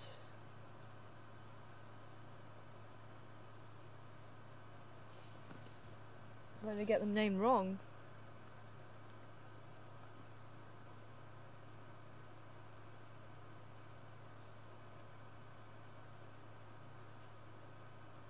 Oh, John from Nancy. Sorry, there's quite a lot of static on the radio this side. So John from Nancy, sending in a question on behalf of Nancy. Hi Nancy, and hi John. But yeah, we're a little bit too far south for baobabs. The closest one is in Hoedspruit. And I think the most southern one, no, Penny did send this in, and I think we're probably just a little bit below that line of where it is. I think we are just slightly more south, but only just. The most southern one in Kruger. You tend to get them further up north. Go towards Messina way, you get loads of baobabs. And I was actually lucky enough to go into the northern part of Kruger on our last leave. And we actually we went to the Mapani rest camp, and there was another rest camp that we went to as well, picnic area. But we went right up to Crook's Corner, where Mozambique and Zimbabwe and South Africa actually meet. Absolutely amazing, beautiful place. And apparently when there was illegal tradesmen or poachers or basically murderers and things like that, not so nice people of society, if they felt that they were being followed by the law, they'd actually go to that point and they'd actually sit on the beacon, because that was no man's land, and they could actually have officials from each country, and they wouldn't be able to get them, because if they sit on this beacon they're in no man's land and no one's allowed to touch them. And then obviously if you've only got the South African police behind you, you can just pop over into Zimbabwe or into Mozambique.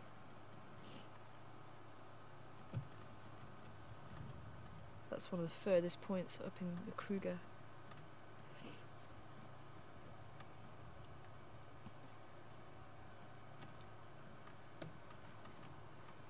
Oh, we're cutting out a little bit too badly. Huh? Oh, hold on, Seb, we're cutting out a little bit too badly there. But I just heard that Mr. B's on board. Hi, Mr. B. Good to hear from you. Hope Mrs. B's well as well.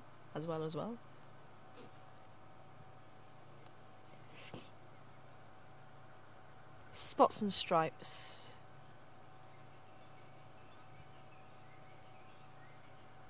A dazzle and a journey together. Well, one of a dazzle. The rest is dazzled behind us. Ooh, that young male testing urine there. You see, taking the urine straight from the female there. And what he's going to be doing is swilling that urine around in its mouth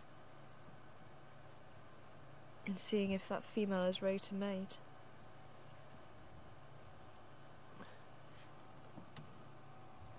Quite glad I'm not a giraffe, I must admit.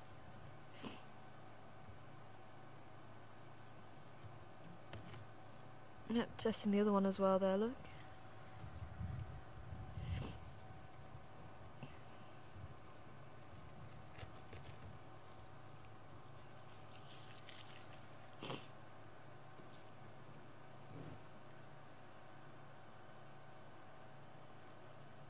Whereabouts was the digging that you thought maybe Pangolin had been to? Gee, I can't remember. It wasn't me. Who was that? No, that was you. Oh, the one in the road. Oh, was it in the road? Whereabouts? On Drakensberg. Oh, was it Drakensberg? I mean, like yesterday. Yes. Yeah. Yeah.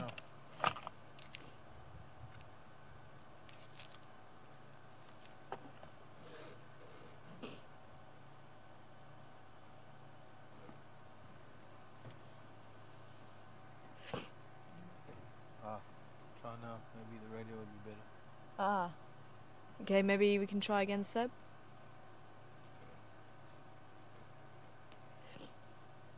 Seb doesn't want to talk to me now.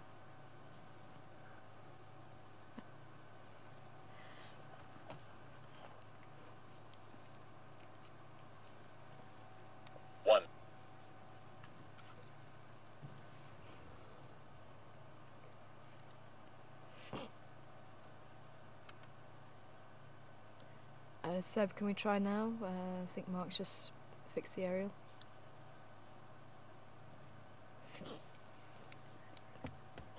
Ah, perfect. Yes. So we know what that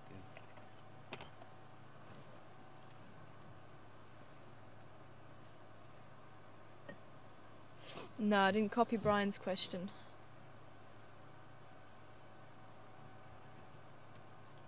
Ah. Hi, Brian.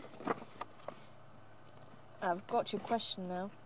And I was actually looking, because I thought we may have seen a red-crested coram, but I didn't see any black underneath, and I think maybe it was a female black-bellied bustard.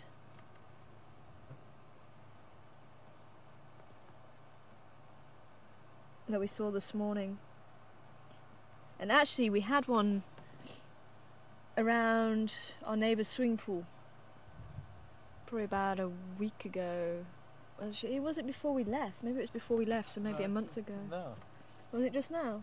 Yeah, It was last week. We actually had a black-bellied bustard around our neighbour's swimming pool. Absolutely amazing.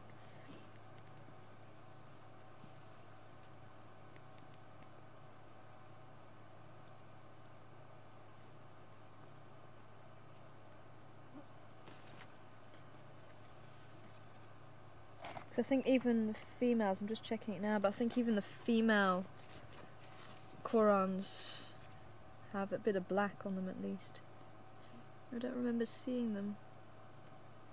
Oh, that's not helpful. It doesn't have a female black-bellied bustard in here. But the female doesn't have black on the belly. And it only has the male in here too. Oh well, never mind.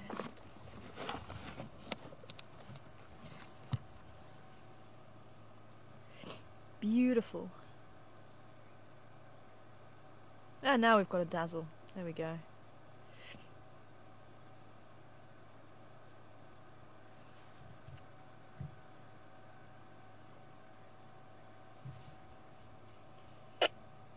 Hi Virginia, and everybody wanting to know when the 2-week break will be. The first 2 weeks of October. I think the drives end, I think our last drive is on the 28th. The 28th. But obviously we'll give you reminders and things like that. And we're not... Okay. But remember, we're not going off air completely. It's just so that we can all have a break. Because I think it'll probably be quite difficult for us to go all the way through for 3. It'll be quite a challenge. So to make sure that are we able to brighten up the picture anymore? I'm on. Oh, look at that! You can just about see the tongue. See how long it was. She must have had it out as far as it could go. Oh, nice.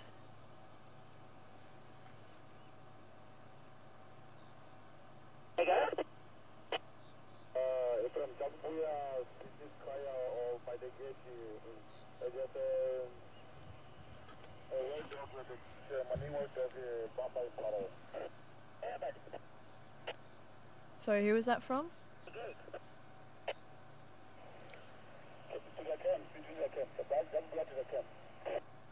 camp? Sydney's camp or what? By the gate. Top of the gate. Yeah, I didn't copy you. You on the Sydney's camp or the other side? Sydney's camp, Sydney's camp, straight to the gate. That's up. Karula gonna kill.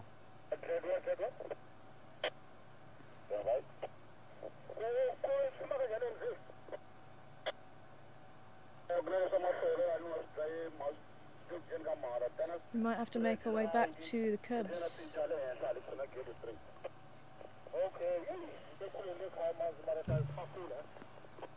I think what it's way too dark. No. Ephraim, come in.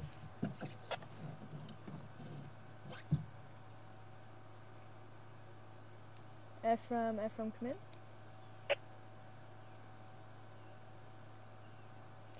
Any station with the lock by the gate, come in. I don't think it's a station, I think it's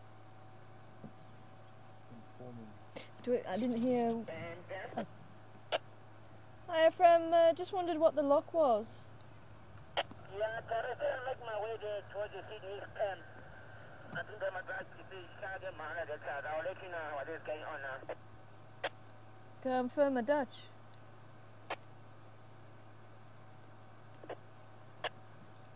I think it sounds like the wild dog might be up by Sydney's Dam. Everyone says he's going to make his way there. They might be around. So let's start making our way that side at least. Well, it's night time. Nobody's allowed to watch wild dog at night. Oh, is it? I've not heard. Oh, of course, yeah. Okay, well, we are a little bit too far away. It's a good job you reminded me about that. Not actually seeing wild dog at night. We're not allowed to view them.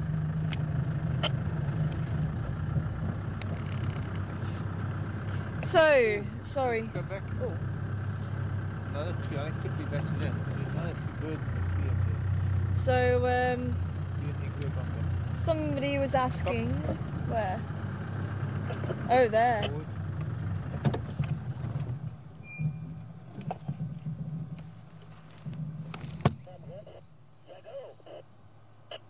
Oh, Veros. Is it? Oh, one looked like Veros. No, it is Bacheliers.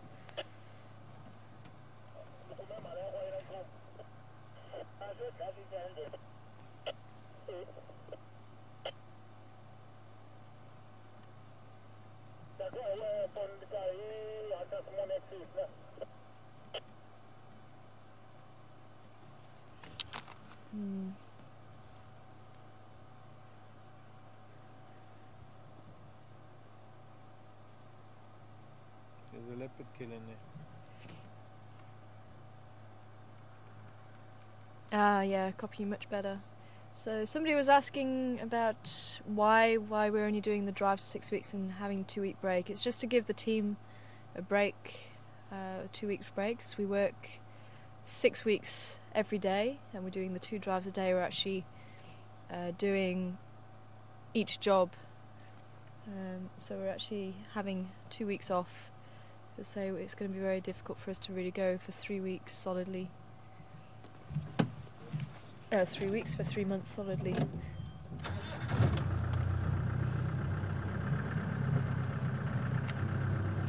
So you reckon it's worth a try heading in there then? Well,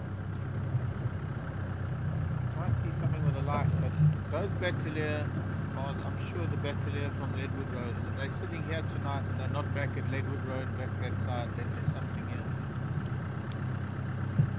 Well, maybe it would be worth us having a quick check. Definitely. So unfortunately, if there are wild dogs, we're not going to be able to see them now. Because it is dark, you're not allowed to view them after dark.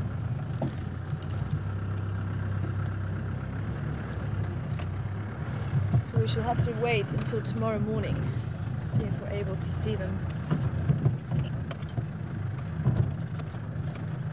So let's have a quick look to see if we have.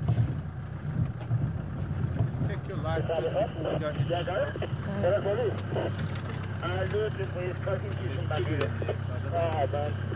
Oh, apparently they just said Lutu, nothing. I just seen a kudu in there. Hmm? So, sorry I didn't catch the name. Who was asking that question? Ah, Jennifer. And Patty Kelly. So, huh? I want to go through here. You see leopard through there? Huh?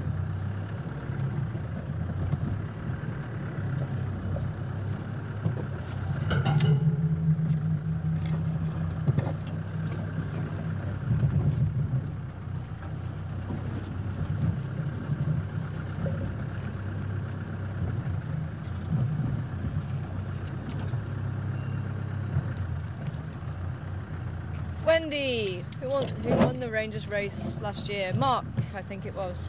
Wasn't it Mark? It was you.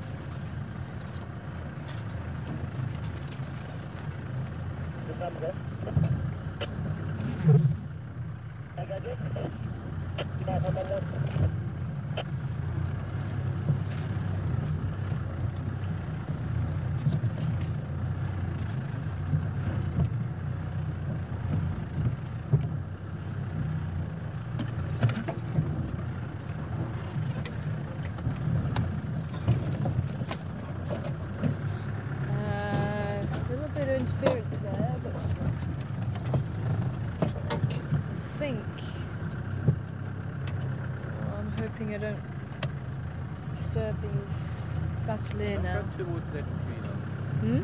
I'm not towards that tree. I just want to have a quick look around here.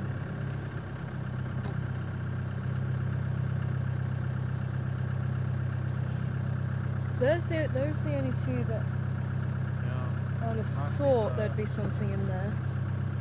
Kudu there. Maybe within 100 meters.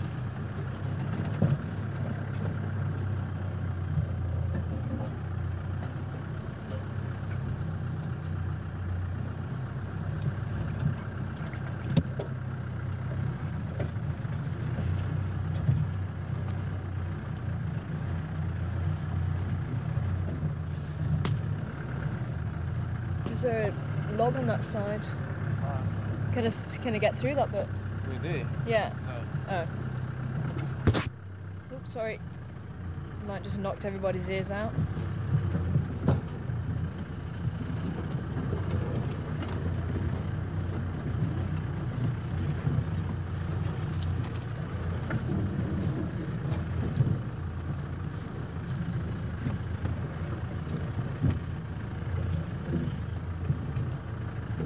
Oh, kudu.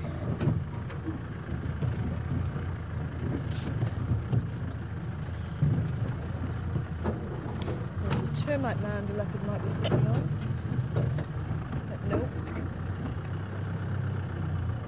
There's no more big trees around. Be easy to Oh well, worth a try. But if these kudu are here as well, They would have gone. yeah, exactly. Would have barked. Oh, through that.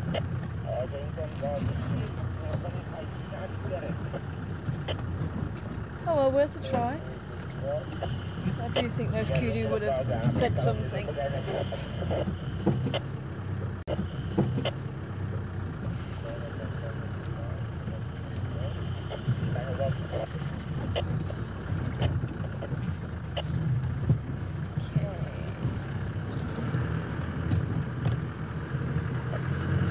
So now as we go into the dusk and it's time for other animals, the nocturnal animals, to start waking up, move around, so we may be lucky to see an African wildcat or maybe an aardvark if we're lucky, maybe a porcupine. Honey badger.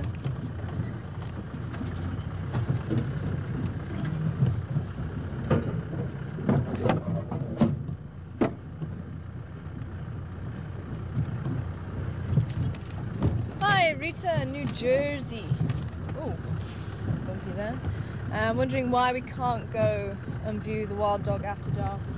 The same rule applies for the cheetah because they and sumac also. Also asking. Because they're diurnal hunters, they hunt during the day, then they're not allowed to be viewed at night. You may damage their eyes with the torch. That's what's always been told to me. Although I don't know if there is another reason. I know with the cheetah it does show them to, I was just about to say, it does show them to lions and leopards actually. It does make them more vulnerable.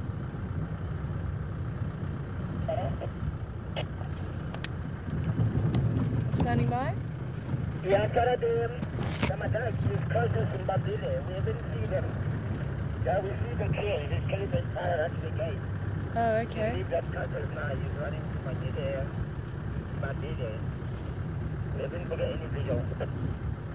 Okay, copy. Yeah, we're not going to respond. Thank you. Okay, come in.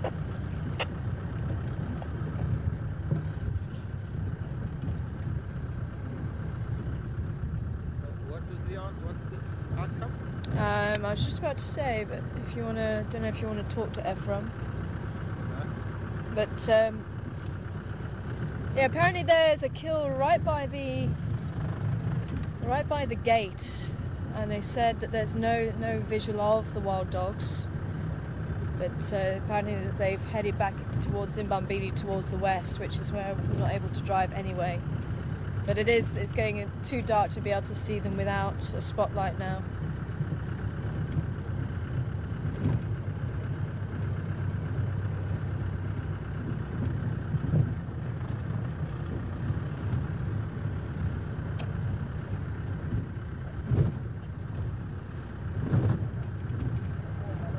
So yeah, as I say, with the eyes, it always confused me because obviously being a diurnal hunter, they'll be exposed more to the daylight and maybe even some of the nocturnal animals, but apparently it can actually damage the eyesight. I'll have to do a little bit more digging into that one.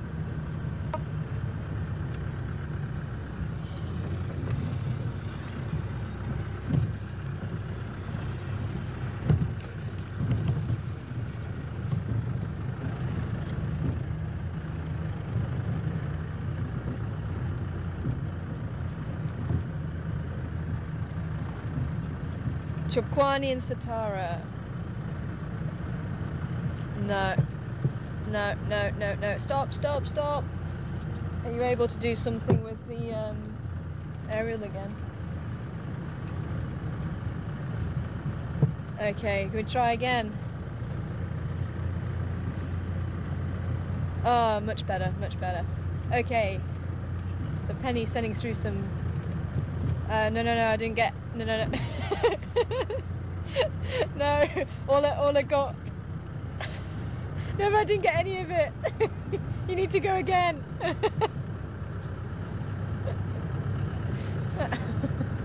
I just heard Penny and Satara and... Where's the other place? Shingweni. Was it Shingweni?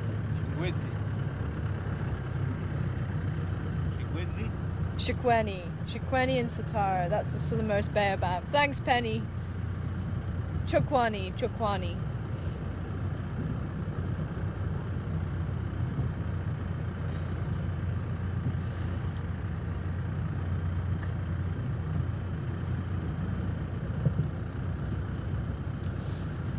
North of which river? Oh, the Letaba River. So north of the Letaba... I'm getting tongue-tied now.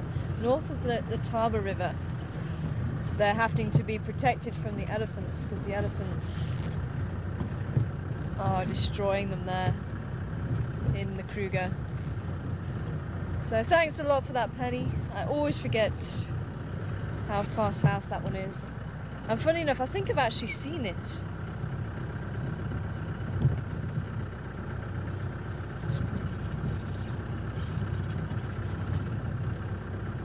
Penny. And I think you're counting down the days, aren't you, Penny? When you're going to be coming back this side. And definitely thanks for keeping us updated on your weavers. I haven't seen any of the weavers start this side yet.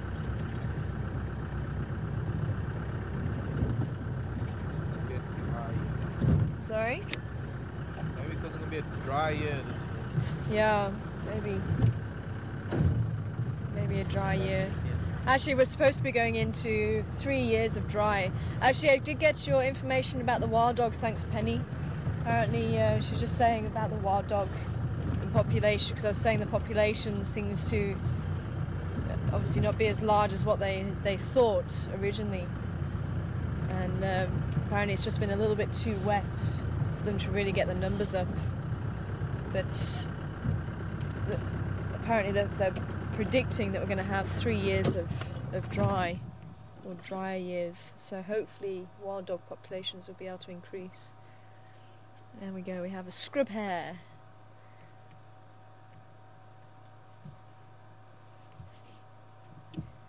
Oh, actually I've got something to tell you about hares. Now I always thought the jackrabbit was a rabbit, but it's not, it's a hare. Same as the antelope rabbit too, it's also a hare. Antelope rabbit? Yep. There's an antelope rabbit? I think it's antelope rabbit or an antelope hare. And what is that? It's just another lagomorph. It's a hare. But jackrabbit, I always thought was a rabbit, but it isn't. It's a hare. And the main difference is how the young are born.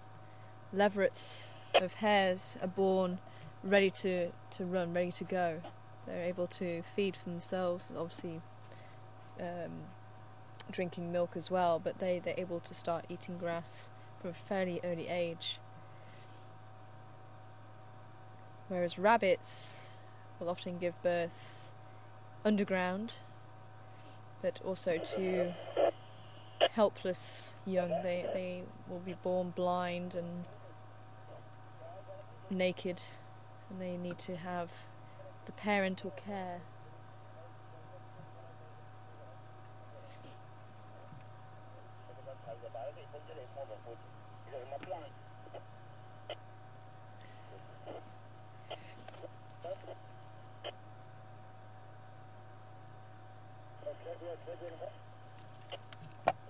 Okay, well, let's go to Chenapan.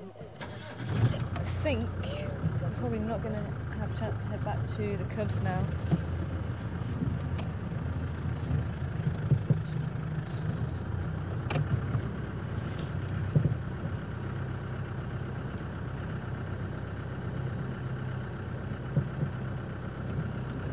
Hi, Linda in Ohio. Good afternoon to you, Linda. I'm wanting to know about the giraffe. Was one of the giraffes the one with the limping leg? And I didn't actually look too closely, to be honest. I didn't see anybody limping. But it could be that the giraffe's got over its limp. Maybe it banged it. And it just banged it on something and it just has taken a little while for it to heal. So there was a swelling around what would be the... Oh, white-tailed mongoose. Nice. And this is one of the nocturnal creatures I was just saying might be out and about.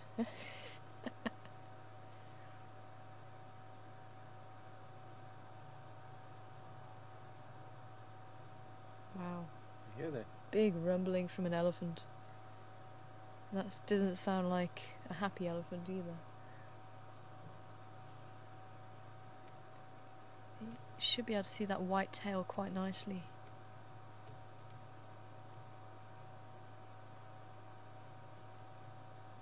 Look how relaxed it is. Amazing.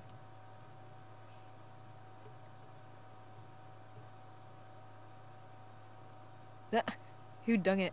Just waking up. The white-tailed mongoose just dung it.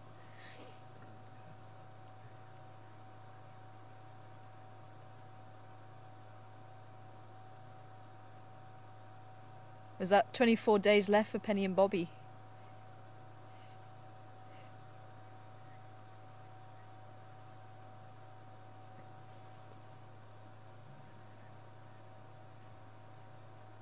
Oh, before we go on leave. Fair enough. I'm not counting down the days. I'm just enjoying being back, I must admit. And just seeing whatever nature has to offer. I mean, that's the magic of what we're doing here. You know, because this is live, and as you've seen, we might not always have the answers, but we have a good time doing what we're doing. And showing these wonderful creatures, and we actually learn from each other, and that's one of the best things. Is if we don't know the answer, everyone can join in and share experiences, and actually just watch what nature has to offer. And quite often we see things that has never been written in books and never been shown on documentaries. And then you get to see some of these wonderful animals that you might actually never see it on a documentary. I mean, I don't think I've ever seen a white-tailed mongoose documentary. Because you don't really get a chance to see them. You see them at night, so it's not going to be great footage at night. He disappeared. Mark just making a comment that he's just woken up because he just went to the toilet. Oh, hyena. I thought I heard somebody.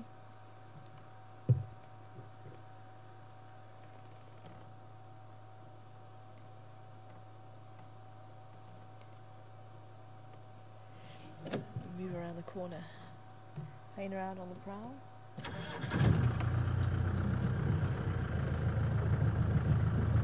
Luckily mongoose went the other way, so I'm not going to try and find mongoose again while hyena's around.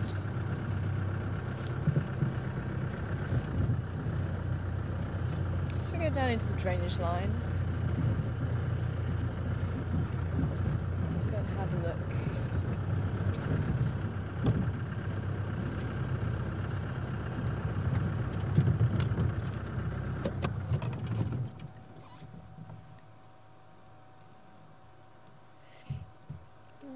What have you spotted, hyena?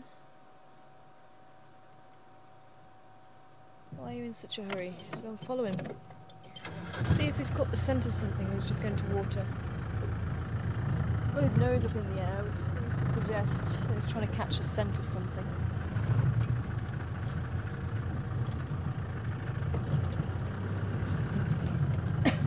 Excuse me. And if you would like to see the drives continue, please, please, please tell your friends, tell your family, tell anyone you can. We have been having some wonderful numbers. I think everybody crashed the internet yesterday with the numbers. But keep it up. Let's try and get as many viewers as possible and try and keep these drives going, because they mean so much to so many people across the world. And not only the animals, but people have actually formed friendships, and we've formed a family, a very special online community, and people have actually gone to visit each other.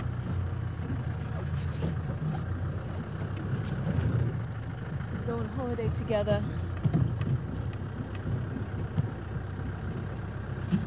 And if you would like to help us, either buy ads on Google, or even watch, just log on to our 24-hour-a-day camera, the waterhole camera at Juma. Listen to the sights and sound of the bush 24 hours a day. We have the zoomies who operate the camera that can move 360 degrees. And you might be lucky enough to see some of the other residents, nocturnal residents, as well as Karula and the cubs, elephants swimming, hyenas, lions. Anything is possible, absolutely anything. So the waterhole also will contribute to keeping the drives alive and kicking. But definitely well done everybody for getting us this far. Let's keep it up.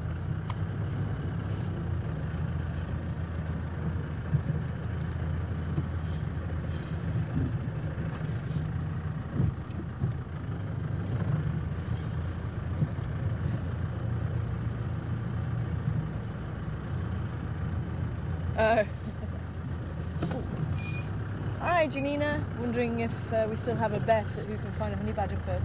I didn't even know we had a bet. It was actually Alan the camel, Alan. There was someone behind that bush. Alan wanting me to find a honey badger for him, and I'm still looking. I promise you, I'm still looking. Saw eyes here.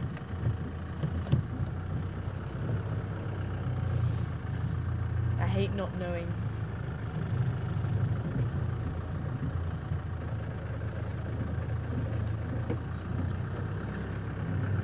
And as I say, round 2 of the quiz, the dung and track quiz,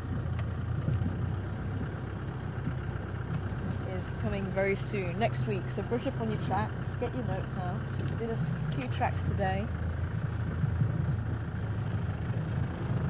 Let's see if anyone can beat Binky, who got 75% on the last tracking quiz.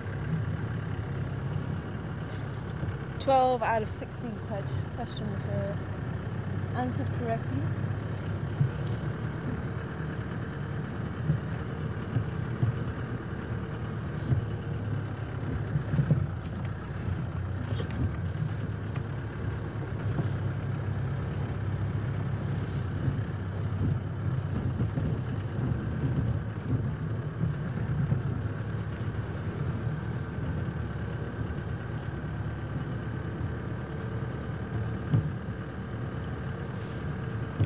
Hey Ginger, in Pennsylvania, good evening to you. And it's an absolute pleasure having you on board, and I'm so glad we're a nice distraction for you from work. Just hope it doesn't get you into trouble.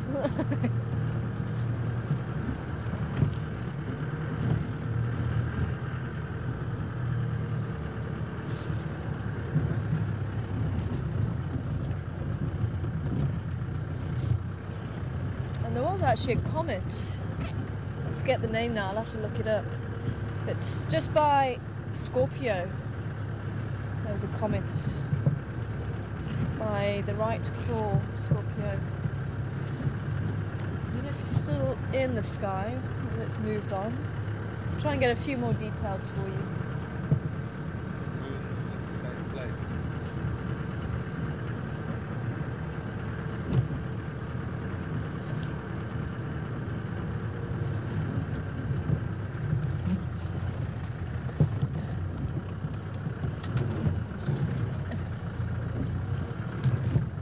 Hi Sarah! Wondering where we went for the time out. Oh, buffalo! The butt of a buffalo. The head of a buffalo.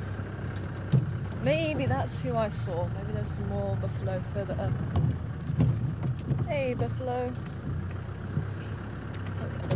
Wanting to know where I went for my time out. I went for a few days up into Kruger and 3 weeks over in the UK with my parents and my sister, and I actually met a few of the Wee family, which was a great day, but very short.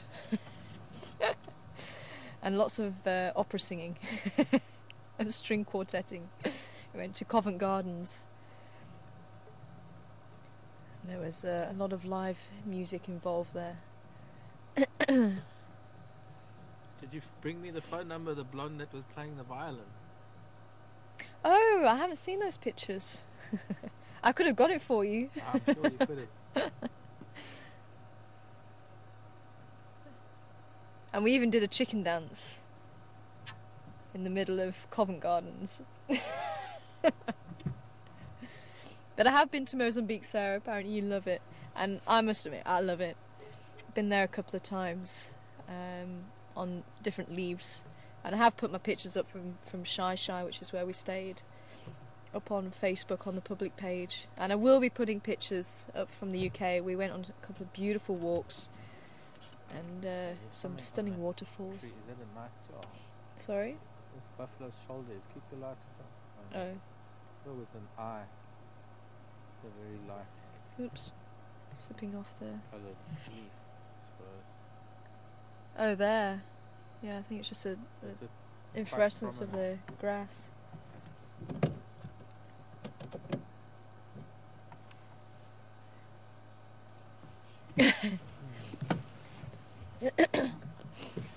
Oh, that was it. Yes, it was. So Alan's saying I have to find a honey badger and he'll give me some hand warmers, pocket warmers.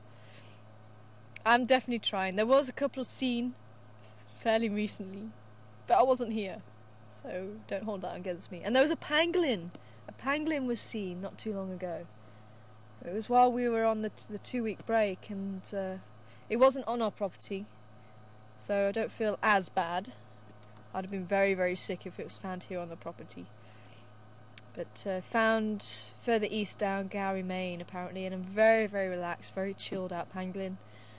And he was around for a few hours in the morning, apparently. So that, the pangolin, or scaled anteater, is probably, I think someone put it brilliantly the other day, the holy grail of a guide's career. You don't often get a chance to see them. And what made it, I think it was Ryan. Ryan said that his guests had been to the Kalahari and they'd seen a pangolin every night for 3 nights. So they weren't that amazed by it. Because they'd already seen 3 and they thought it was common. Amazing, they don't know how lucky they were. But unfortunately, we have come to the end of drive with these Duggar boys. I'm going to have to say goodbye. Oh, that's pretty bright there, isn't it? Is that any better? Is that alright? Yeah. Oh, hello. Who's behind us? Elephant looking, yeah. Oh, hyena. Hyena with very heavy footsteps. You probably didn't hear that. It was a hyena with very heavy footsteps.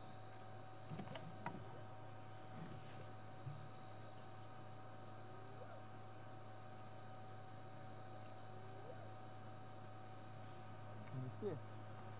No, I can just hear it. Let me just pull back a little bit. I don't know if you could hear the one that was calling. Woo! Woo! Oh no, it's another buffalo. Did you see the hyena? No, I heard something walking in the places on it. There's another buffalo just in the thick of the bush there. Okay. There we go.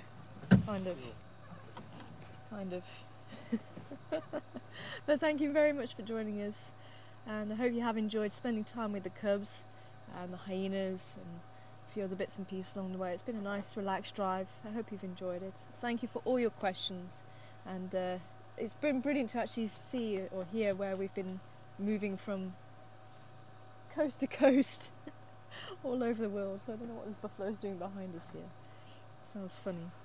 But do try and join us tomorrow morning at 6 o'clock Central Africa time for our next live safari. Seb's going to be heading out, I'll be manning the camera, and Mark will be back in final control. So if you can join us, please do, and we'll be here around Juma Game Reserve tomorrow morning. So take care everyone, bye for now.